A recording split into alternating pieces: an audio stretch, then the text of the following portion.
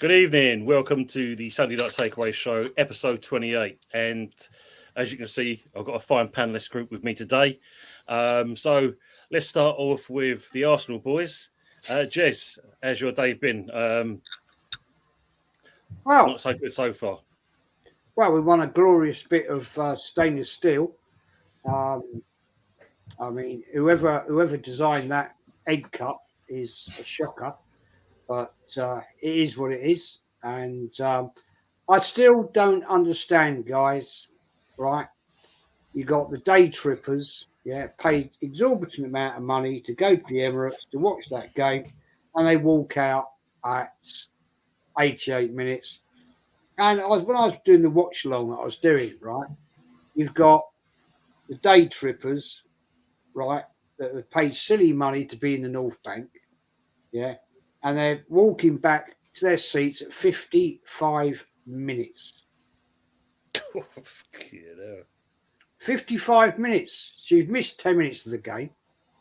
Now, I know, having been in the North Bank at the Emirates, it doesn't take you that long to go and have a pee. Right? There's enough toilets there, not like it was in the Highbury days, when in the North Bank and the East and West, you had limited amounts of toilets and you'd literally queue, and then you got to the point where you'd actually pee on the terrace because you couldn't hang on anymore. What is going on? It's a shocking state at the Emirates. And then when you look at where the East Stand is, right? Yeah, people are walking out with their kids. Now that you've paid to take your little child to there to experience the day out, right?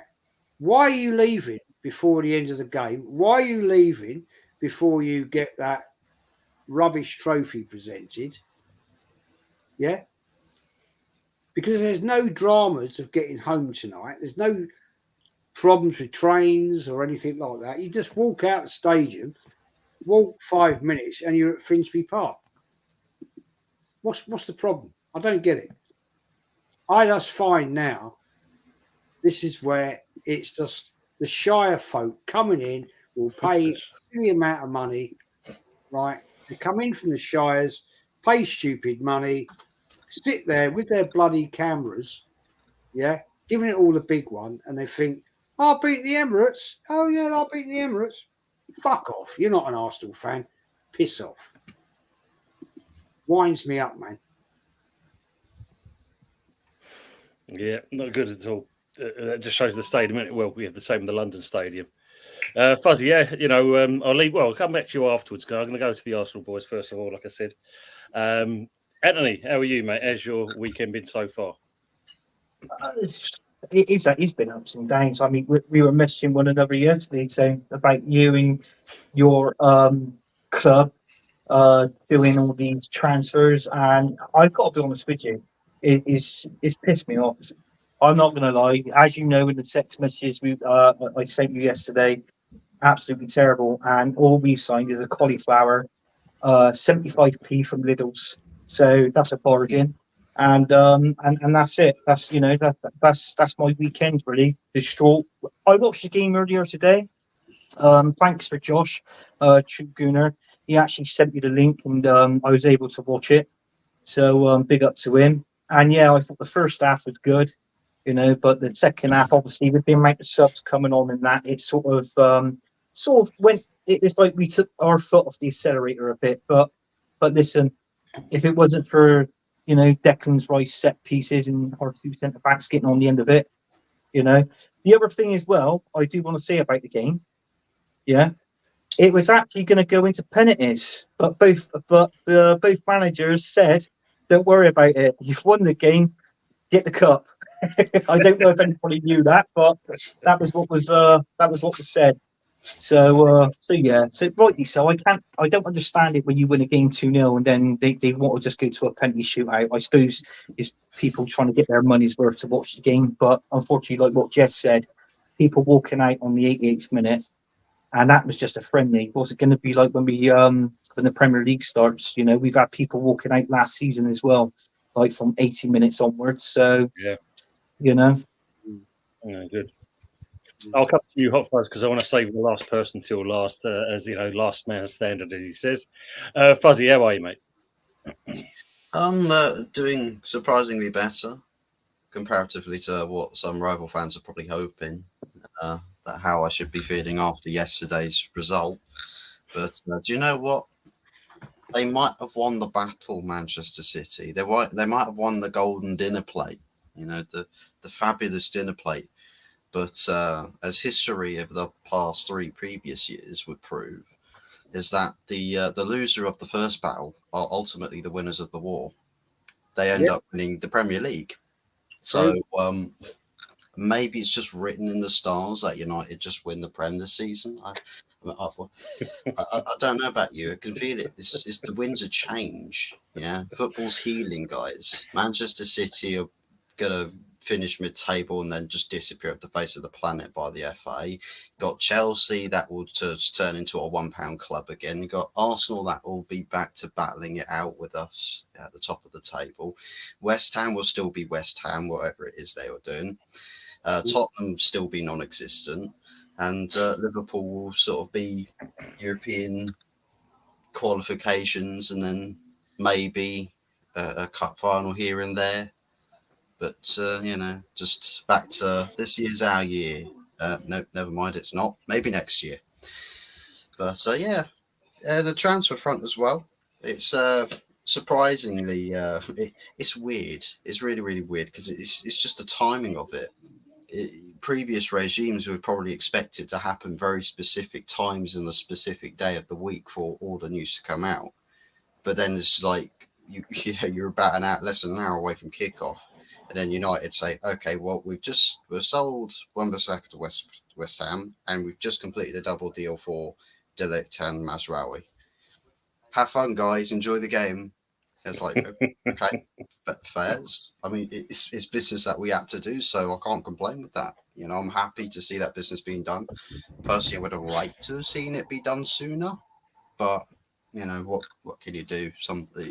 By the looks of it, it was just deals being pinned on whether we sell players or not, and we're probably the only club that has a legitimate cause for that.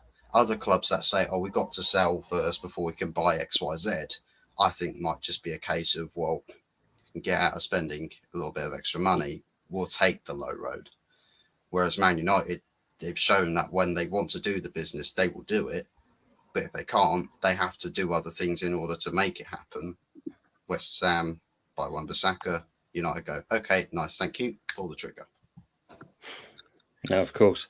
Just want to say hello to the people in the chat. So obviously, Steve Cox, usual suspect, Arsenal Manic, Emily Ray Baker. If I missed someone at the beginning, I'm coming on to those. But obviously, just saying hello to the ones I'm just going to catch up with, which is Luke James, evening to yourself, and obviously DJ Crane as well. Also, hello to the Goat Saves Football. Big up the panel and chat. Landed in Portugal till Sunday. Bosh. Enjoy your time out there as well. So, Sean McGonigal, Aston Villa away this weekend. Big up to AFC always. Tony Otfaz, Anthony Jez, big up. And don't forget Charlie as well, which we're going to come to in a minute over there. Wasim Butt, good evening to yourself. Evening, Tony Gesson all in the chat. And obviously E. Ross as well. Big up brothers Crane and Henry, another live one, as always. And to big up brothers to Lenny Moon and that. I'm going to come back to some of the comments I've pinned at the moment. But last but not least, it's a family thing. And he's known as the last man standing. But for me, he's always Charlie. How are you, mate? Yeah, not bad, mate. Not bad. Bit of an everyday yesterday, but not suffering. But the Arsenal made up for it. Great result as usual. Agreeing with what Jez said, really, about people walking out before the end of the game. I'm old enough to remember when it happened at Ibrox many years ago, and I think it was about 60 odd people got killed or crushed because they scored in the last minute, and they all turned around to rush back up. And that seems to be happening quite a lot lately in football. That people walk out, you see the seats being emptied. If they score, everybody turns to rush back, and I'm quite surprised they still allow it actually after that. But looking forward to the new season. I think we'll do well. To be honest, I think we'll definitely either win it or come second. I can't see Man United being above us. To be honest, and I think the only way Man City won't win it is if they buy Harry Kane. Because wherever he goes, he don't win nothing, does he? You know what I mean? No, that's true. Yeah. So who's going to take him? But yeah, all good, mate. In general, Brilliant. Helps back a lot better, thank God. Good. That's good to hear. But I mean, I don't know what your plan is, but in case people are wondering what last man standing is or whatever, it is actually a football game we do. And all you got to do is just pick a Premiership team to win. If you lose or draw, you're out. But our last sort of 4 jackpots have been over $4,000. So it's £20 to enter. Anybody wants more info or whatever, just get in touch, and I'll send you all the details. Yeah. We'll go more in depth in that, Charlie. I think because obviously you're the best one to explain it and that. King McKell's though saying, Charlie, we want Terry. Want Terry on the show. Oh, thanks very much. We want Terry. That is Terry. He's going with a baby, actually, I think. Yeah. Yeah, he's babysitting, I think, tonight. Oh, is he? Well, I know he was around there earlier. Yeah. So, yeah, his usual suspects does. Oh, Jack's gone out, is he? Well, Jack had a golf tournament today, and they got a presentation tonight, I think. Oh, nice. So him and Kelly are out looking out with a baby. He's got so big behind me. That's it. Yeah, I'll show. Well, next the week after should be seeing them all. Usual suspect says the people leaving Arsenal early are customers, not supporters. But as I just said, that's the trouble now, isn't it? It's as Roy Keane used to say that the prawn sandwich brigade. Yeah, isn't it? Yeah, all back in the day. Yeah, and it's true though, isn't it? It is true. I mean, we were saying earlier, it's more commercial these days than it is. Well, the thing is, football isn't sport no more, is it? It's business. Yeah. It's just nailed it right on the head. Yeah. The thing is, you get the Muppets that come in and they'll pay stupid money, for a day out at Arsenal for their prawn and smoked salmon sandwiches, right? And they'll go once a year. Yeah, like today, there's loads of people there with their kids, which I thought was brilliant. Because the little kiddies there, it's no more than £10 a ticket, right? Because it's the Emirates Cup and they subsidise it or reduce it and all that. Yeah. So if I'm taking my grandson to that game, right? He's never been yet. He wants to go to the Emirates, but he's never been yet, right? I was going to take him to the game in the week. I didn't know he was going away on holiday with his dad, so I couldn't. Right, I was going to take him up there. I knew it was going to cost me money because he's going to want to go in the armory and all that drama, right? But I wouldn't leave before the end of the game because he want to see everything. He want to see everything that's going on, especially today. He want to sit there and he want to get the whole atmosphere of it, seeing this, if you want to call it a cup, being presented. See the players walk around the pitch and all that. It's a joke now, right? The proper fans are being priced out of it now. It's all way too expensive because the clubs, all they want is that. They don't want the grassroots, homegrown people from around the ground. I know loads of people, right, that still live around Islington, where I was born and bred and grew up, right? They don't go anymore because they've said too expensive. They can't afford it. They're pensioners like me. Yeah, they can't afford to go anymore because they said, nah, not paying the prices. And that's what will kill football. It's going to be all people day tripping because they've got a few dollars. They'll come out once a year, right? Sit there. Oh, I'm at my second home. Look at me at the Emirates. Oh, look at me at the London Stadium. It's bollocks. Football, football for the common man is dead. Mm. Well, the thing is, Jez, years ago, you just used to be able to turn up and pay on the turnstile, didn't you? Yeah, you did. Yeah. You know, and get in no matter what ground you went. Now, it's all corporate and it's all, you know, get your tickets beforehand and whatever. Yeah. But you know, football ain't what it used to be. I mean, you say about the kids being there. The actual clubs should want them there because they're the future supporters. Exactly. They're the ones that are going to be, you know, spending their money in 10 years' time. So you know this, right? Yeah, I reckon we're not a dissimilar age, right? Yeah. We used to have a little wallet, the wallets with the tickets in. Yeah. If I couldn't get to a game, right, I used to give the ticket, like I pull the ticket out, and I give it to a mate and go, there you go, you got in. Right? Now it's all on your phone. Yeah. It's all on your phone at the Emirates. It's on your phone, right? So you can't switch the ticket to a buddy round the corner and say, look, I can't make it this game. Do you want to go? I'll give you my ticket. Yeah. Just get it stamped. So I've got my token for my away games and all that bullshit, right? You can't do that no more. It's all, yeah. I was chatting to Kenny Ken earlier, right? And he was telling me that he's still got his ticket, season ticket, and he said, you can't do it, Jez, no more.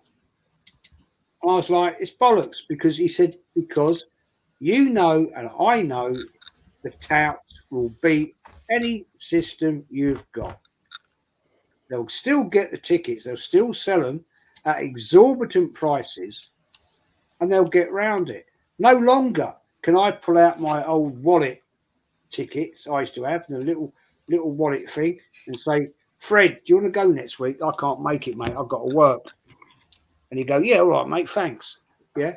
I'll give him the ticket, he'll get in, get the stamp, I'll get my token for me away games and all that. No. Bollocks, it's bollocks now. Yeah, well, see, don't forget what they do. But by selling season tickets and whatever, they've got the money in beforehand. So once you've bought your season ticket, if you don't go, they don't care. No. They've got your money for that particular day.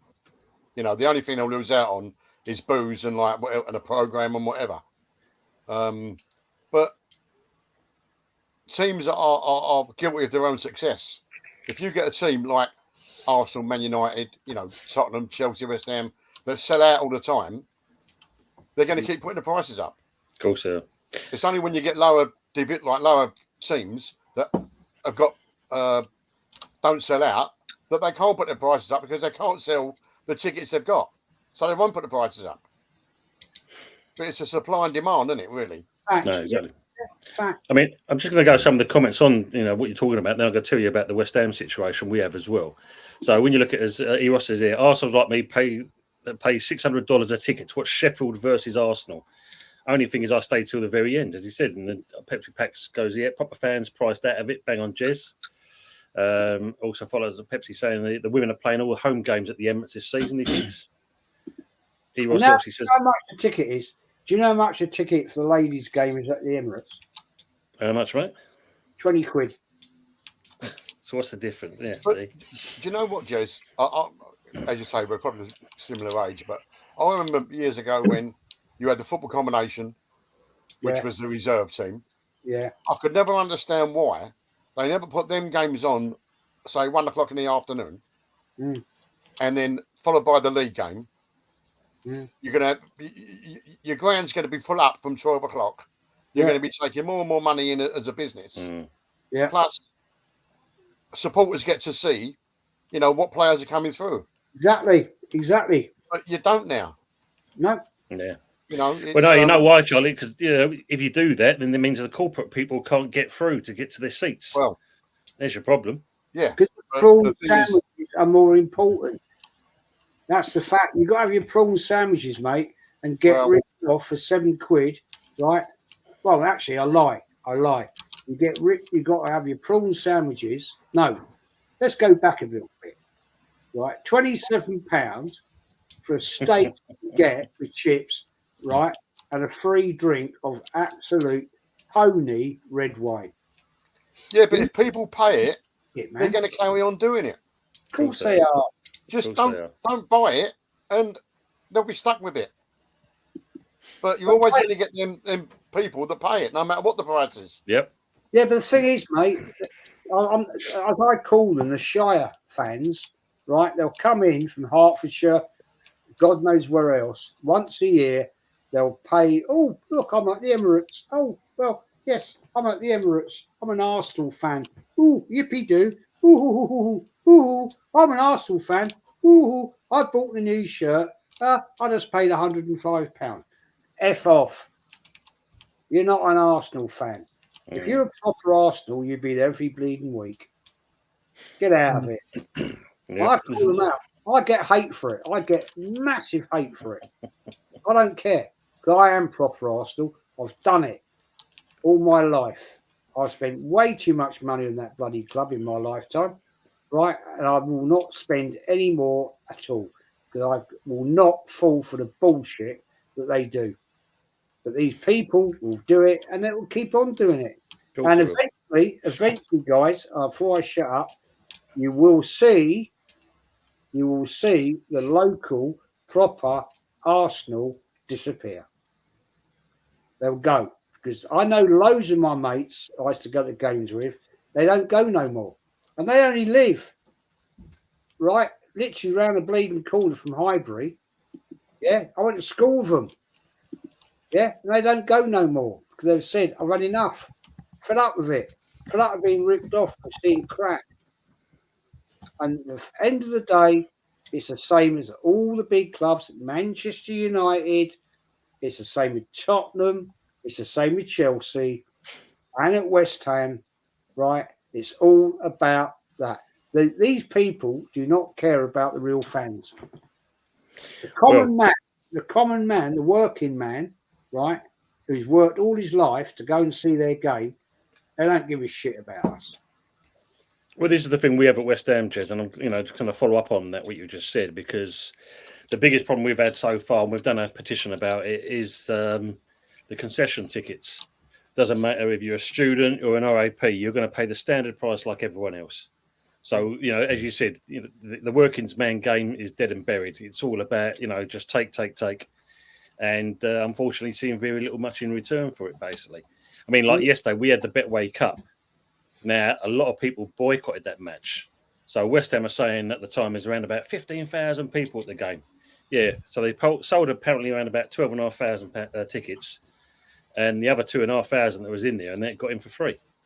So when you look at it like that, just to bump the numbers up. But, it's good to see. Yeah, but isn't that an insult to the people that have paid? I was just going to say, Charlie, that's the thing I'll follow up on, because when you look at something like that, I mean, if you're doing that, then 12,500 people that's just paid in that, as you said, it is the ultimate piss take. Yeah. Because so it's a case of it's all right. I'll talk about you, Charlie, Jez, Fuzzy, you pay the money in that. Me and Anthony, you get him for free, So don't worry about it. I hope you enjoy your game, but crack on. That's wrong. Absolutely wrong. But it's the worst thing about this concession thing is it's happening not just at West Ham. It's starting to filter out with most of the clubs now, and it's disgraceful because the amount of money these clubs take. You're telling me you can't give back to the fans? Yeah. I mean, you hit the nail on the head there, Tim. I mean, to be honest with you, I don't mind watching a West Ham game if it was free. So you put yourself on right there, right the spot with me, mate. So yeah, fair enough. See, Tony Ryan saying here, you compare at the gate of West Ham, had a geezer from Norway watching the game because his wife and daughter were clothes shopping there. That was last season. See, it can happen. I think they might have changed it this year, though, Tony. I don't know. We'll see. Hopefully not.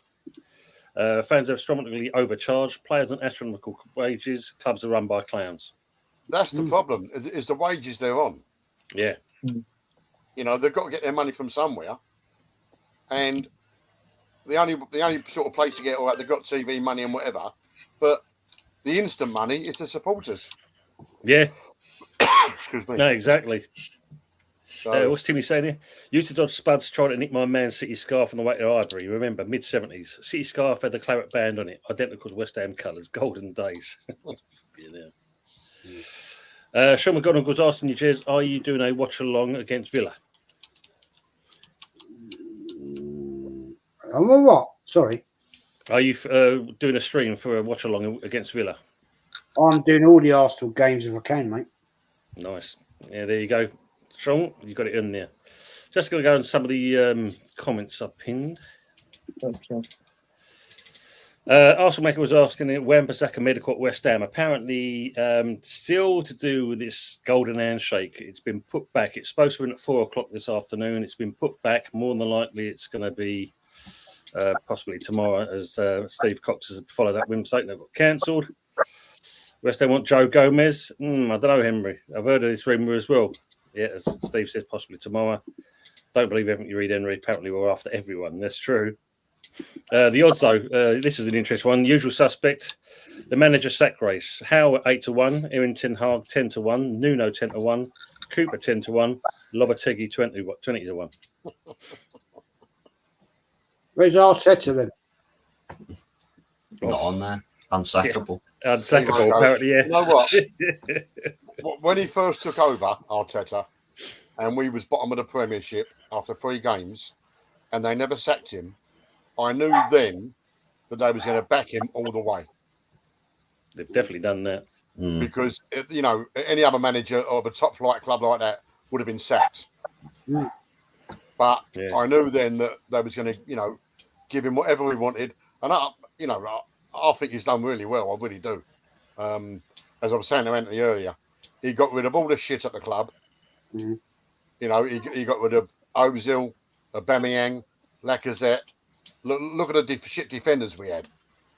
You know, and he's turned it around, and we are now, or we are considered a top club. You know, we've been there for the last 4 or 5 years, second, third. You was right what you're saying, Tony, about it's 25 years since we've won it, and it is about time, you know, we've won it, or we win it again. And I think he's pulled a good team together. And I think this year, you know, hopefully this year, that because City, I mean, they've got rid of Alvarez, haven't they? Yeah. Bruno's on his last season. Guardiola's on his last season as he's contracted there. Yeah. You just don't know. Plus, don't forget, what's all these 115 charges? Why is it taking so long against City, against all the other clubs? Because they can appeal. That's the problem. Well, the thing Justice, is, as they say. Yeah, well, look at Forest. They got deducted. They was only £19 million over. Everton, they got deducted. And the thing is, the FA, they've set a precedent because City must be deducted points. You cannot tell me they've got 115 charges against them and they're going to get away with every one of them. That's not going to happen. Yeah, I think it's later on next month. It's October, November time. I think it goes to court. So I think that's why Guardiola hasn't signed another contract. 22, they got done for 22 of them for 2.5 million. 2.5 million. Who's City? Yeah, that's because they for late kickoffs and holding up the start of the second half and things like that. Yeah, well, that's nothing to do with the FA charges, is it? No, but it's piss take.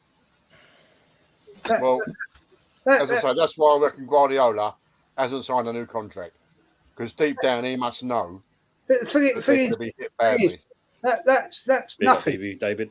That's like you getting 2 pence out of your pocket, right? But okay, there you go. It's a joke, man. It's a joke. I mean, I'm not. I don't know enough about the charges. I'm not going to qualify to speak about it. But at the end of the day, right, it is just a shit show. It really is, and you're quite right. because Nottingham Forest, Everton asked for them to be investigated early. They wanted to get it all this done and dusted and out of the way. Right? Fair play to them. You've got to respect them for that.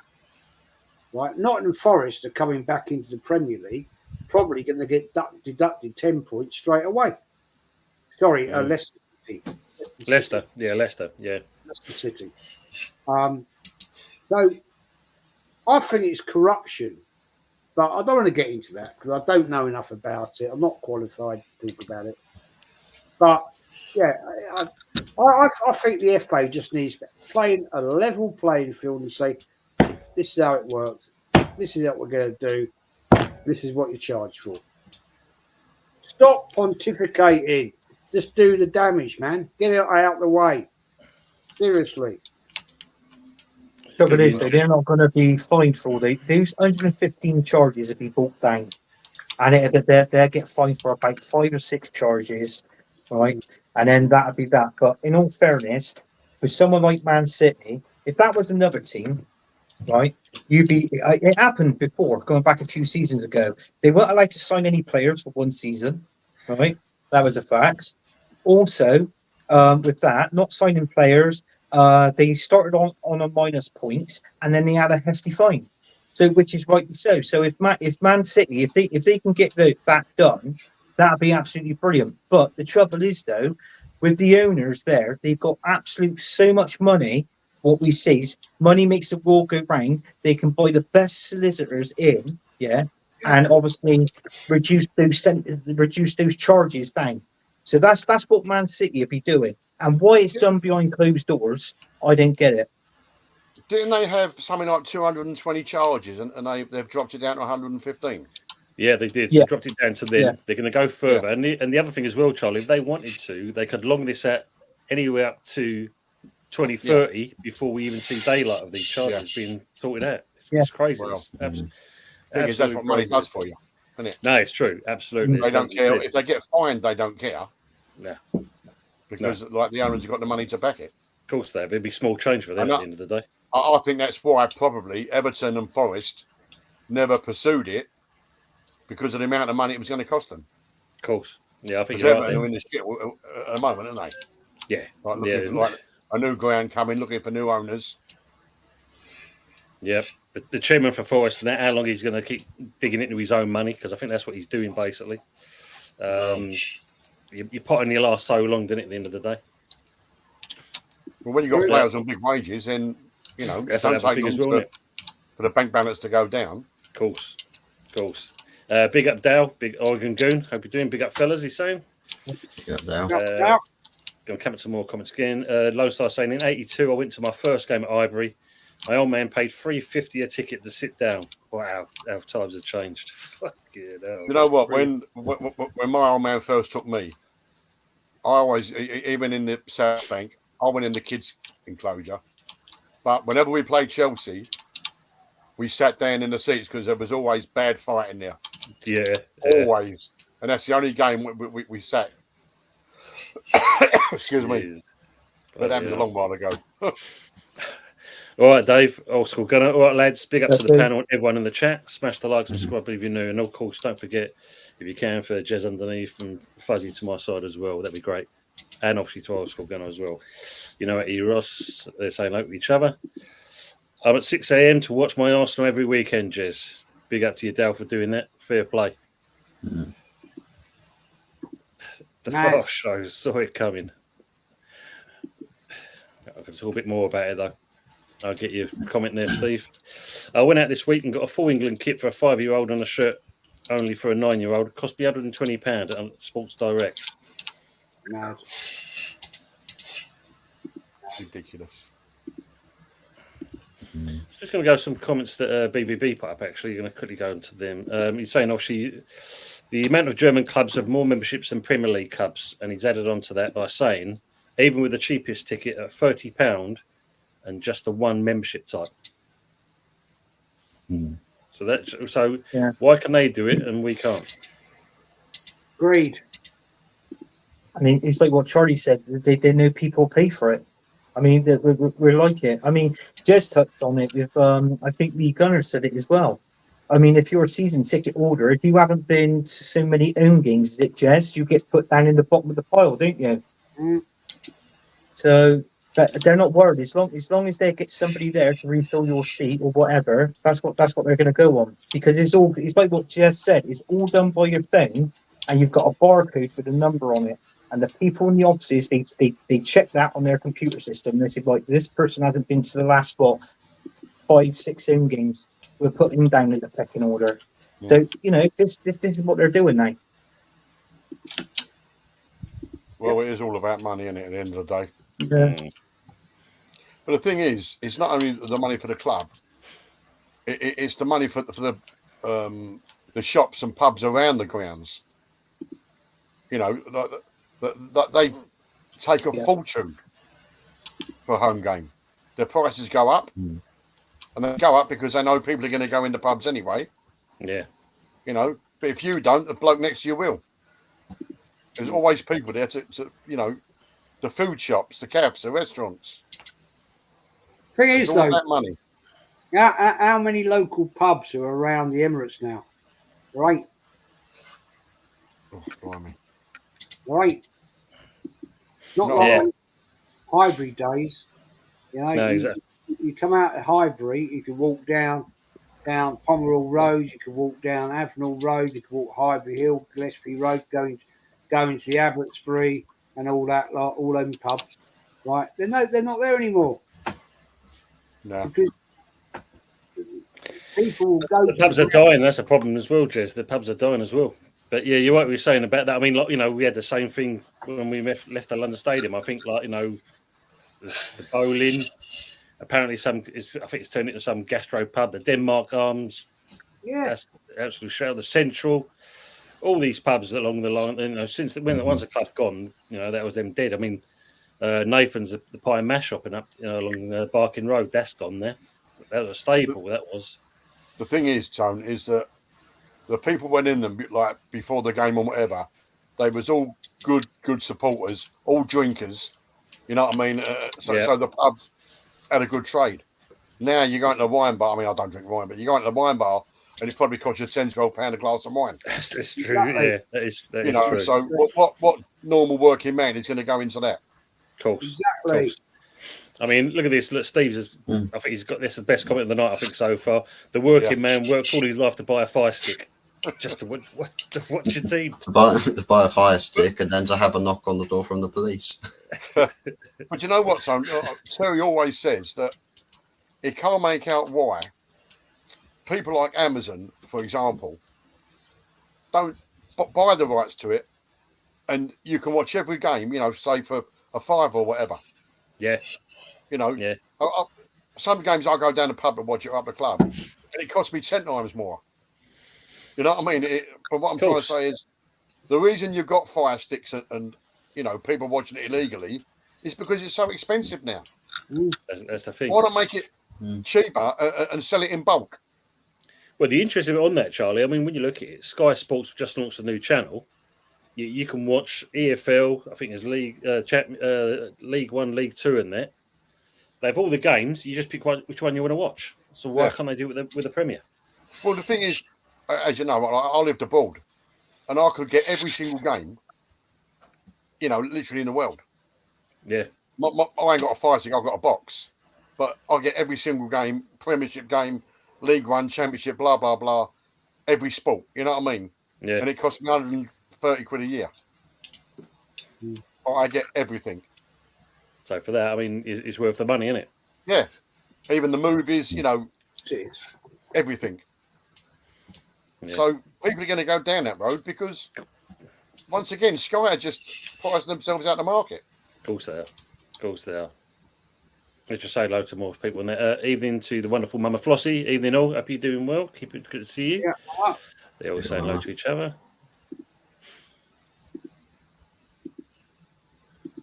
Yeah, as BBV David's saying, the league is more customers than fans, so it's run like that ultimately. Yeah. Hot as well, yeah. It's been a hot one today in the UK.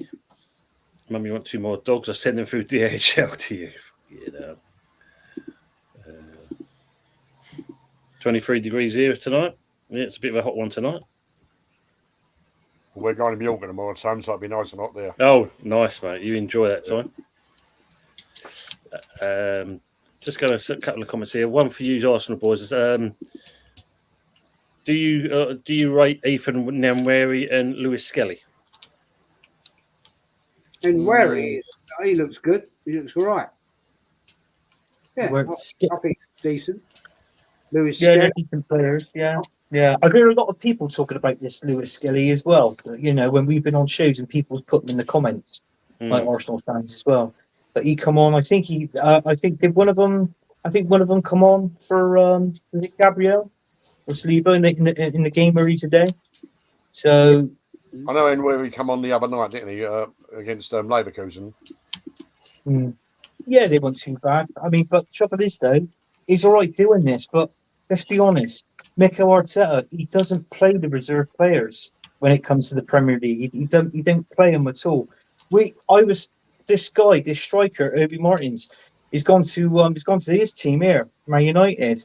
I mean, that was a young player, Charlie. I didn't know if you know of him, but he's 17 and he scored 38 goals in 45 games. He did. We offered him a new contract. Yeah, because we offered him 30k, Man United offered him 50, so he went there. Well, the thing is, as a 17-year-old, all he's looking at is 30 grand or 50 grand. It's not rocket science, is it? No. You know, he's going to go for the 50k. And you can't blame him. But what people don't realise is that's half the problem in football. 16, 17-year-olds earning 50k a week, got no concept of money. Yeah. We had the same back in the day, Charlie. We could have had Nick Barmby as a player until the old man got a certain phone call on it, and before you know it, was a Spuds player. Yeah. Money talks, as they say. Well, it does, then. No matter what walk of life you're in or who you work for or whatever, money speaks. No, it's true. Absolutely. But that's why Martinez went to Villa for first-team football. Yeah. You can't blame him. Of course he did. Of course he did. You can't. I mean, the stupidity factor, right? You've got a kid that's gone to Man United, 50k a week, right? Yeah. I don't know if he drives or he's got a driving license. He can go out and buy a bloody high-performance car, stuff it into the wall the next day. Yeah. Yeah. And like, oh, well, fuck that one up. I'll go and buy another one now. Just give the car to Marcus Rashford. He'll do a good job at that. Yeah, he's going to do it now. He's banned from the party. Yeah. I mean, unfortunately, the other way of on that car, 300,000 he spent on that Rolls Royce. Yeah, and he just smashed it to pieces. The insurance company refused to have it repaired. A guy bought it at auction, has repaired that Rolls Royce Wraith. Yeah, he repaired it. Right, stupid money. And then Rashford turned around and said, "I'll buy it back for you." And the guy went, "No, you won't." And he went, "No, I'll give you 150 grand." The guy told him to do that. Yeah, good luck and all. Good luck. Yeah. I mean, funny you say about that. You know, the youngster buying a car now. Unfortunately, you know, a sad story at the same point. I think it was a QPR kid, just signed a pro contract, bought himself a Golf GTI, and this is around East Ham where I came from. Had a couple of his mates in the car, tried to show off, lost it, and the car rolled and ended up, funny enough, you know, in quite I don't know if it's kind of a premonition kind of thing, but the vehicle ended up in the Fire Brigade's gardens. Unfortunately, him and his mate were killed, and the other one managed to survive sitting in the back of the car. But yeah, as you said, they get that kind of money, get vehicles like that, don't know how to handle them, and unfortunately, he paid the price.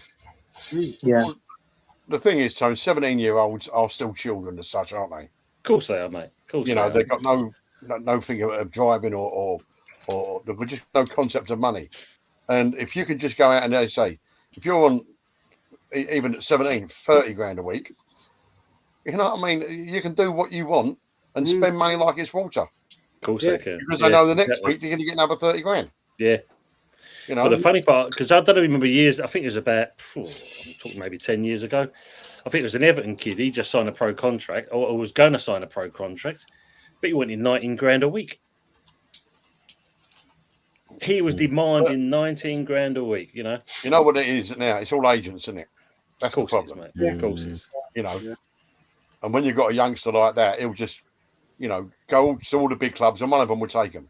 Yeah. And one of them will pay the money because they don't want him to get better and go to another club and maybe come back and haunt them. Yeah.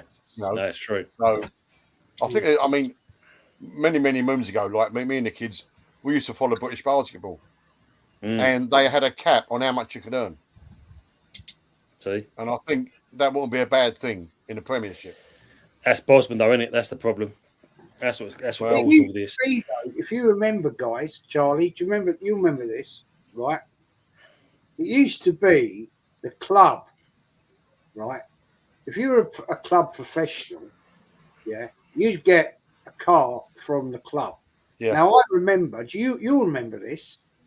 Yeah, you remember when Tony Adams did his drink drive, crashed his You're not wrong, Steve. and all that. Yeah, he was driving a Ford Sierra 1.6 GL. Yeah. That was a club car, right? He had a club car because the clubs used to sponsor local Ford, like local motor companies, Vauxhall, Ford, and all that dramas, right? They'd sponsor the club for them to say, "Oh, drive our cars, and we'll advertise this and that and that, whatever." So they'd give players a car, but they weren't bloody Ferraris and Lamborghinis and Porsches and all that, right? It would be like when Tony Adams smashed his one up. Yeah, it was a 1.6 GL Sierra. Yeah. Yeah. Well, the funny part about it is when he was banged up, Terry was mascot over the Arsenal. That's right. Yeah. Right. And Andy Linegan was captain.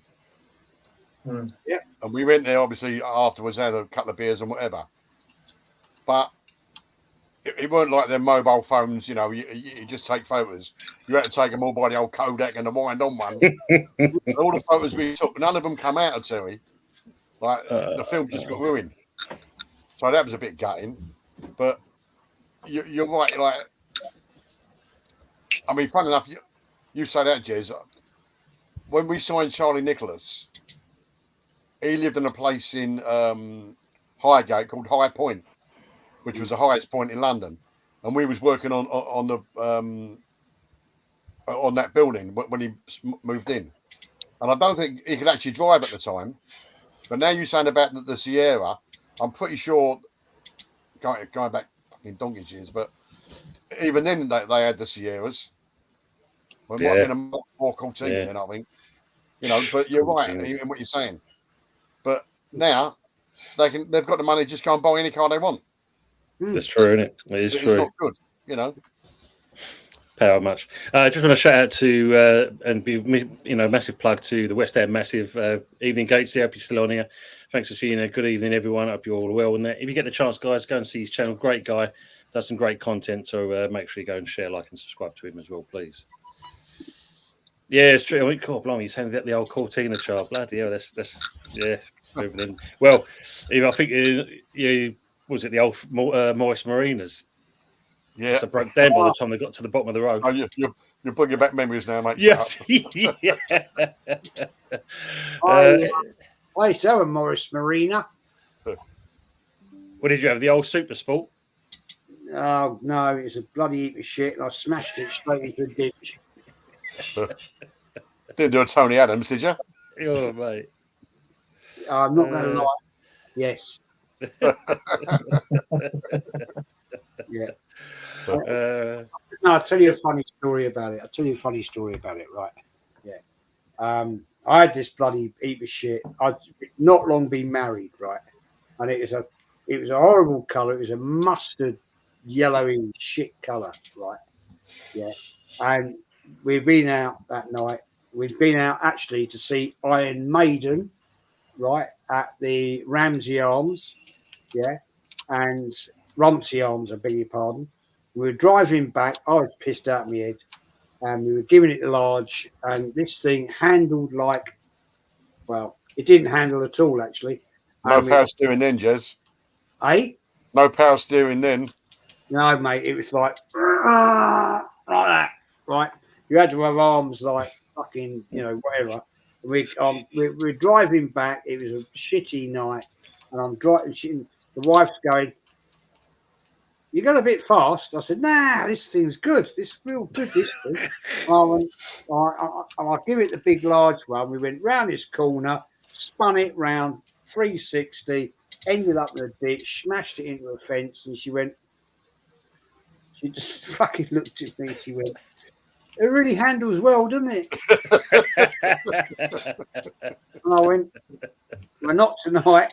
Bloody hell. It was a piece of shit, man. It was mustard yellow with a brown interior. Oh, yeah. Yeah, it was a Remember class. them. It was class. It was a great car. Not. Dale, the legend next to Jez is Charlie, young Terence's dad. Yeah. I thought he was on about Fuzzy.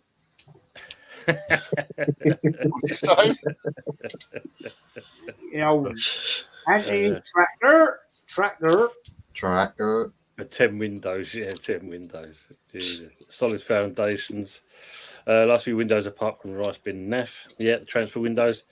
Good morning. 2. Or is it the bloke who's talking sense? Charlie always talks sense. Even for an Arsenal fan. We'll come to that, Sean, because obviously if you look at myself and the guy next to me this side, we've got some, or that side, shall I say? Who's over there? I'll talk about the other West Ham fan. We're cooking on the old transfer business at the moment, but we'll come to that in a minute. Brown envelopes, Charlie. That's why. Oh, sorry, bro. I've got to bounce. I've got something to do. I've got to bring my daughter. No worries, mate. Jez, thanks for coming on. Do you want to shake yourself out before you disappear, please? Yeah, it's Arsenal history and more. Great to meet you, Charlie. And you, mate. And Hot Fuzz, Anthony on his tractor, and Tony. Sorry, mate, I've got to bail. No worries, mate. It is what it is. And I'll catch you lovely people very soon. Thanks for having me on, as always. And pleasure as always. Been a great chat, people, and take care. Yeah, take I'll care. See you, Jez. Have a nice one. Cheers, mate. Take it easy. Mate. Matt Foster, the 115 charge will be done before Paqueta's betting hearing. What a shambles. Yeah, that's true. That is true. Too right, Ross. It's a t-shirt. Well, as Gatey's saying, the West Ham massive 13 likes, 21 watching. Can we sort this out, please? Dear viewer, take seconds. Cost you now. Helps the channel grow. Please help. Absolutely. Even though, we've had this kind of conversation on Gatey's channel as well. The word subscription can have a bit of a false fallacy. It don't cost you nothing to subscribe, basically. It's free. It's basically a follow. So if you can, and also, as we said, all the other guys Tony, as well. When Terry and Diesel first started with Claude, people see that word subscribe. Yeah. And even I thought, you got to start paying or whatever. So it is a very, very misconception. It is, mate. It is. Yeah. There's no two ways about it, Charlie. I think. DJ Crane asked the question, like, you're already on. You've beaten Terry to be on the channel. So DJ Crane's asking, when's Diesel and Terry next? Well, we'll see. We'll see what we can do with those two. Be interesting. But I know Terry's very busy at the moment. Big up, Jack. How we doing? See, we'll probably get a 10 pence fine and told, don't do it again. Yeah, it's a little slap on the wrist as always. And get time to pay. Yeah, it's true. Yeah. Well, it's just like us with Paqueta, mate. When you think all that betting charges, but he can play the majority of the season before his hearing's up. Work that one out. Comes down to what we was just talking about, mate. Too much money. Yeah. Yeah. This is true. Oh, there you go. Arteta is 66-1 to be the first out the door this season. Yeah. I'm going to put a tenner on it. I'm going to put a tenner on that.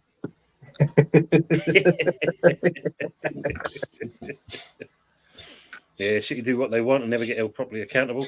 Well, if the guy that bet, or if one of the people that bet on Leicester City to win the Premier League and ended up winning, If they've just look at what they've bet on. If they've placed any bets, they'll probably just copy what they do. Yeah, just stay in the loop. It will cost City 100 million in a transfer ban. It'd be interesting if that's going to be the case. Yeah.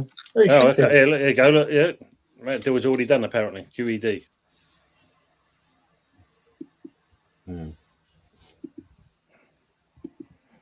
Did you know Sunderland's manager is Frank Lampard?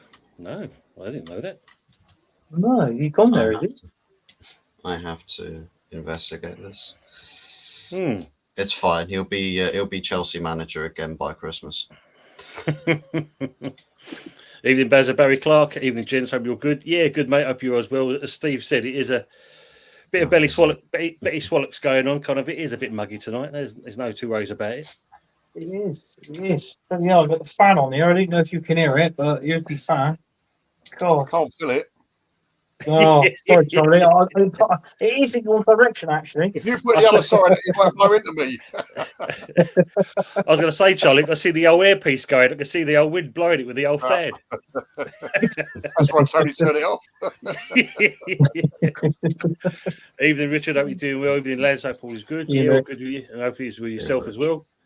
Dave saying, Edu's saying, be patient. We'll be happy with the new signings. Where is the striker we're crying out for? Barry, the same. And evening to Jeff, the Bowling Lounge. Guys, again, if you can, go and see this man's channel as well, the Bowling Lounge. Been off the radar for a while. Hope he's keeping well. I know he's been doing a lot of things. Evening panel in the chat. Hope it's all good with you, Jeff. Get Sakir to stick. Oh, bloody hell. God. No. As an Arsenal, he's an Arsenal fan of Paul accounts. And he gave the power to push down the 15 charges along. If he gets power over the Premier League, I'm just going to go and become a Portsmouth fan. I'm going to move out to Portsmouth and then just become a local fan of the local team. Wow. Man City are the town that wags the dogs now. Yeah, this is true. Oh, look, Barry's selling you here. Look. Ipswich season tickets are £35 a month. That's a joke. Might get one. Mind you, if you're up that way, why not? Yeah, You'll get to see. You pay all of that money for a season ticket and still get to see your team or one of the games this season at Ipswich. Happy days, and you paid less. There you go. You're beating the system. Use your noggin. Everyone starts buying all the rival club season tickets because it's just affordable. So imagine that. I know Jeff was busy. Yeah, usually. Yeah, all good. Thanks, mate. Been boating and fishing mainly. Hope you've caught some good fish. Oh, Jeff, let us know. And has got a season ticket, row F, seat 1, and the standees are the one with the TV on it. I heard they caught Donna Cullen in the lake as well. Oh dear me! Oh, the younger sibling in it. I can't, you know. Row F is for the front room. Arsenal when they say 92 Fahrenheit tomorrow in London with over 50% humidity. So it's gonna be a day of suffering tomorrow, and I have to work. Thankfully, my store's got working AC, so it's bearable. Yeah, I don't mind when it's like that. Barry's saying the Bowling Lounge. Where's my invite? I would love a day's sea fishing. Yeah, that'd be a nice couple of beers, wind on your face, sun's out, lovely. Defo 5+ pints before the game. Standard, got to be standard. EPL best league in the world because we all pay for it somehow. True. E. Ross, the gentleman I bought the tickets from told me that a steward would ask me how I knew the ticket holder and why they couldn't make it to the game. Really? Yeah, no, man. Evening, Niall Kane. Hope you're good. Yeah, we're all good. Keeping well. Just going to catch up on this, then I'm going to get Charlie to talk about last man standing. The Barry, the boats on the river, but you'd be working all day out if you were down this way. Lovely. I went out last night to a pub in Bristol. 2 drinks, £13.55. Disgusting. I told her behind the bar, don't bother. What did you buy though, Richard, for £13.55? 55 pence. What's that? Fucking hell. Oh no! That must have been in town somewhere. That's all I could think of. But these places are extortionate. So, is it Maldry, that beer, that new one, Maldry? Is over Magic, yeah. yeah. In my local pub, yeah, that's £6.50 a pint. £6.50 a pint. That's Well, I went in mad. the Witherspoons the other day, got a pint of Foster's. I think it was about £2.70. I couldn't believe it. I know. I used to like that, but it's Yeah. like trouble is, Charlie. It's like piss water now, isn't it? Yeah. Foster's. I don't know. It got me pissed last night. £2.70 a pint. Not surprised, Charlie. Well, that just that one. Sean's saying if Brexit wasn't around, the prices would have been not expensive, not as cheap as well. Yeah, well, that's like all things. Yeah, it's Brexit, COVID. It's got a lot to answer for, basically. Yeah, definitely. But a bit of trout fishing on the river, lovely. No trout in the river. Bloody hell. I think Jez has had a raid from Lee Gunner, but he's not here. Yeah, I've just seen that because we've suddenly crept up to I've seen the numbers massively increase. Henry, are we glad the pre-season now is over for another year? Yeah, it's all about the season now because that will soon be 5 days. 5 days time. Are we already looking for it? Are we looking forward to it? Yeah. Why not? Why not? Big start again for them, and then we'll lose to Brighton, lose to Liverpool, lose to every other team. Yes. Happy days. Happy days. People start strong. Barry's asking, how do Arsenal fans rate their transfer window? West Ham's got to be 8 so far. How do you rate 8 your players transfer? in? It will be when Pasaka signs. It'll be 8 players in, and You we're know not what? finished. You know what, Charlie? Do you know when the team pulls up on a coach? It's not a coach. What they've done with the amount of signings they've done is a triple decker bus with all the teams giving it this out by the window. That's what that's going to be. It'd be like one of them Indian trains that go past, wouldn't it? They're all standing on the top of everything. One of them Amtrak ones. Yeah, it's true. Nick Weed 09 saying good evening and welcome to the chat. Bit nervous since we won the Champions Emirates Cup. Our fans will be giddy and satisfied already. Job done for the SNS. Arteta's done it again, boys. Used to be a 70-year-old was on the YTS scheme, £30 a week. Now they're on stupid money. Yeah, this is true. Yeah. Tim Allen. And they had to clean the players' boots, didn't they? Yeah. You know, like they had to do all that. They had to do all the rubbish jobs and all that. And then when they progress into, they come into the first team and they built themselves up as a quality player, that was when the wages, they were off the contract and the wages after. But now.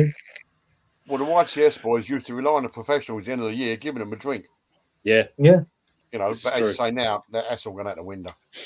Yeah. So let me get me charger, mate. My battery's going to. No worries, mate. All I'll right. just catch up with the chat. Steve Cox saying Antonio stacked his motor dressed as a snowman. Must be a joke in there somewhere. You know. Had that right, Anthony. Yeah, a draw. 1-1. Should have had 3 points. Never penalty in that in the 93rd minute for Hull City. Yeah. Some rugby teams looking at Johnny Evans as a potential fly-off after that kick yesterday. Yeah. So Ross is saying about your transfer window as a 5, Anthony. Do you agree on that one? No. So totally disagree on that one. I'm not counting Rhea because he was there last season. I knew we paid 27 million for him. Why that eye? But the cauliflower we signed for 75p in Lidl's. No, I rate it a 1. Good evening, Carl Rossi. Is this Attack of the Baldies? Yeah, unfortunately, Jez has gone, so just me and Charlie to back it up now. I hope you're keeping well, mate. Good to see you. The Hares are making a comeback. Thunder Road. Good to see you, Sean. All is well with you. Hello, Sam. To each other. Steve Cox meant to put a 0.510. My apologies. Yeah. Let's not forget Pennant. Oh, yeah, that one. Big up Lee, Football Dad's Army, another Arsenal guy, good guy. Make sure you go over and see his channel, please. Give him a hit and a like and subscribe him. A panel. It was as usual. Always, Casey. Yeah, you do it to me, and it's vice versa. We always look after each other. I think that's very important. Jermaine Pennant, Champagne Charlie. frame of a state. Big up to everyone into the chat as well. Good to see you all in there. Hope you're enjoying what you've seen so far. Charlie Nicholas broke my arse from the bank. Oh my days! I thought Crime Watch was cancelled. Never, mate. Always mugshot corner here. Hope you're keeping well, mate. Just need the boards that have got all the numbers on. Just all stand there, stoic as ever.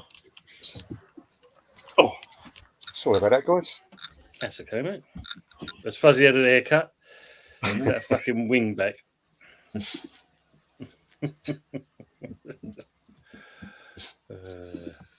So, Charlie, if you want to talk about the last man standing, if you want to go a bit more in detail for people so they can know what it's all about. Yeah, right. Basically, I've been involved with it for about 8 years now. Only been doing it myself for the last sort of 3 years. But basically, all you got to do is pick a different premiership team to win every week. If you draw or lose, you're out. We're up to about 250 players now, so it's sort of between $4 and $5 grand the jackpot. And if no one wins it, then we have a rollover where everyone pays again to come in. No new players are allowed if there's a rollover, because obviously it's from the year before, or not the year. It's just till someone wins it. It can go 5 weeks. It can go 10 weeks. And not only that, I mean, it's something interesting to talk about when you're in a pub with your mates and whatever, you know. I mean, and so I've been doing it about 3 years myself. I actually won it once. Did you? Yeah. But the beauty of it is it's all in black and white. There's no cheating. You can't cheat. I send out 2 or 3 emails a week showing everybody what they've got, what they've picked. You know, it's all there in black and white, which is good. I mean, as I've spoken to Anthony about it before, but when we first, I would say about 3 or 4 years ago, Anthony, wasn't it? I spoke to you about it. Even Harry's in it now, and Sarah. You're the only one that ain't home. Come on, pull your finger out, mate. Spend a Well, now I know it's available. You know, I know they've done it. I know they've done it for a few years now. I know the last couple of seasons, I think they've done it. Yeah. So yeah, I've got to pull my finger out and get onto that. Yeah. Charlie, I just want to get him into the fantasy football team, and that's free, Charlie. He hasn't done that yet. I did it yesterday, mate. Have a look. I'll have a look. We've just started one this week. Just started running it from the Premier League, and what we use is £38 to go in, but it's £1 a week, basically. Yeah. But up until Wednesday, I won't know how many people are in it. Like, so there's about 25 now. It's only the first time we've done it. I've never done it before. I know Terry has and whatever. So we hope to be getting up to about £700 or £1,000 jackpot. That should be good. Yeah, I mean, just try and rival the Big Six or something. Or yeah, I mean, a lot of the blokes do that anyway. Yeah. But with the last man, as I say, all you got to do is either go in on Facebook, winner is last man standing, Insta, same thing. It'll come up. We always are looking for new players. We've just got a little bit of sponsorship, which is nice.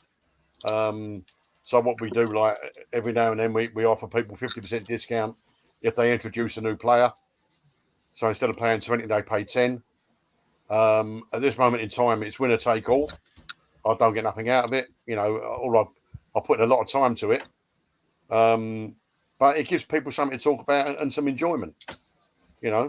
Sounds good. So, as I say, we're always looking for new players. If anybody wants to join in, just email me or just Google winner is last man standing, and I'll send you all the details out. You haven't got to take part in it, everyone, if they want to. I mean, some people can't afford it, you know, with the cost of living prices and whatever. But for £20, it gives you, like, 8-10 weeks of enjoyment, really. Yeah.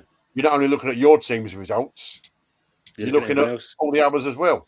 No, of course. What I'll do then, Charlie, I'll put the link in the description at the end of the show in there. So I'll get your email address, put it in there.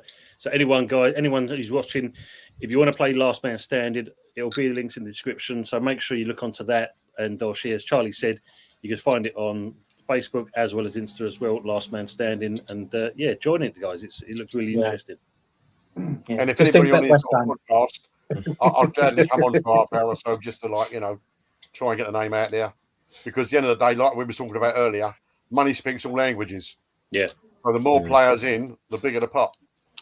No, exactly. You know? So yeah, let's make sure people plug this as well. It sounds like it's and I have actually put your in our email list. I've put this on there, Early Doors TV, to try and get some more subscribers in and whatever. Thanks, Charlie. And I'll do that all the time anyway, so thanks, that's mate. not a problem. No, brilliant. Just going to follow up on the chat because obviously this one, yeah, was definitely Pepsi Pack. Claude and the Bouncers was gold. Yeah, definitely was. Claude himself, rest in peace, and obviously, Terry and Diesel, the arguments, the banter, the laughter. It was a good show, and most of us already know what that channel was all about, basically.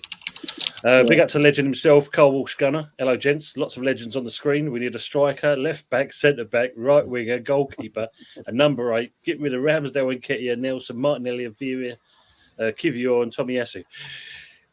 That's a strange one, Martinelli. Well, I know we've talked about it recently. The last couple of shows that we've done is the fact of his form has dipped, and we saw that last season. So I can understand the reason why on that one. But it might be different this season. You never know. Things might have changed again. Well, in today's game, he seemed to get his speed back. He was unlucky when he went through, and the defender just took him off. But I think he's a good player, actually, Martinelli. Hopefully we'll go. Timmy's saying this stream will grow, just a matter of time. Thanks, Timmy. Yeah, we work hard, as always. Everyone works hard doing their channels. So hopefully we'll all get there. We're winning nothing. Tero's been suspiciously very busy since Arteta failed to deliver. See, the thing is, when you look at Arsenal, Manic, you think it's Arteta and Edu that pulls all the strings at Arsenal. Nah, mate, it's Terry. Terry does it all. Terry. You just don't know it. Yeah, exactly. Keep it quiet. United 66-1 to get their roof fixed this season. I put a paid on that. You can't be working every other day of every week. Poor excuse. You leave my boy alone. You leave my boy alone. Yeah, they're all on the bloody roof. Pepsi, you'll have to deal with Charlie if you keep on mentioning that. The bowling lane show. Thanks, Tony. All good. Thanks. I'll be back soon. Good, mate. We look forward to seeing you back on the scene. Yeah. And big up to Ravi as well. Big up the crew. Don't sleep on Fuzz. You might send the pickpockets on you. What? Oh, no. God, that is ridiculous. I don't think Arteta will send the pickpockets onto you. Oh, why did you pay pickpockets to go round and pinch their mobile phones out of the player's pocket? I'm not being funny. If you're sat around a table eating meals, they're saying, "Oh, this is where you're supposed to be concentrating." But not around a bloody dinner table. It's not. It's on a pitch, yeah, but not on a dinner table. To test their awareness tenfold, stick them in a laser tag, except the lasers are replaced by rubber bullets. I know I'm a bit late on saying it, kind of thing, but obviously big up to Lee and also the raid overs from Lee Gunner's channel. Big up to Lee himself. Unique 79, good to see you, great guy. Sauceman, raid. AK4 Pete, 4 Lee raid, Bobby A, and Sid Crawley as well, and Tarbo and Tully. Thanks for all coming in, guys. Appreciate you all being here. And speak to all of us in the chat, basically. Big up Early Doors Football TV, 4K4 Pete. Big up to yourself. That sounds like a character of Harry Potter. Oh, that was in Westbury. Pot of Madrid and a glass of wine. Yeah, look, even Lone Star saying, leave Tell alone. He's got a paper. He's got a paper round or two. Revy's asking, question for you. Do you see pre-season just a window to promote the fringe and non-starter players so others can get a good look at players they want to buy or sell? Some clubs, yes. Other clubs, no. The thing is, with pre-season, most of the teams don't play what they would call their starting 11. Yeah. So you're not really, is it a fitness thing? I don't know. I think it could be because, I mean, well, I know you've not exactly bought many players in kind of thing, but the likes of us and obviously with Man United, with the dealings we've been doing so far, and even the likes of Chelsea as well and Aston Villa, they've obviously got to see what these players can do. I think the good thing, like when looking at the players that featured in the Betway Cup yesterday, you could see there was a mixture of the new players. We saw some good things there, but at the same point, you saw the old players and the reason why they should be moved on. So for me, it's a good balance to see, having pre-season because They've got to it gel really though, does. Tom. They have, That, mate. They have. But as well, full well, Charlie. You've seen it with your team. Also the dead wood that's got to be moved on. Oh yeah. Even though you want to give them a chance to say, okay, maybe they'll gel with the new players, but if they're still not showing it, then basically it just proves the point. It's one for Hot Fuzz. What Casemiro? What is he still doing there?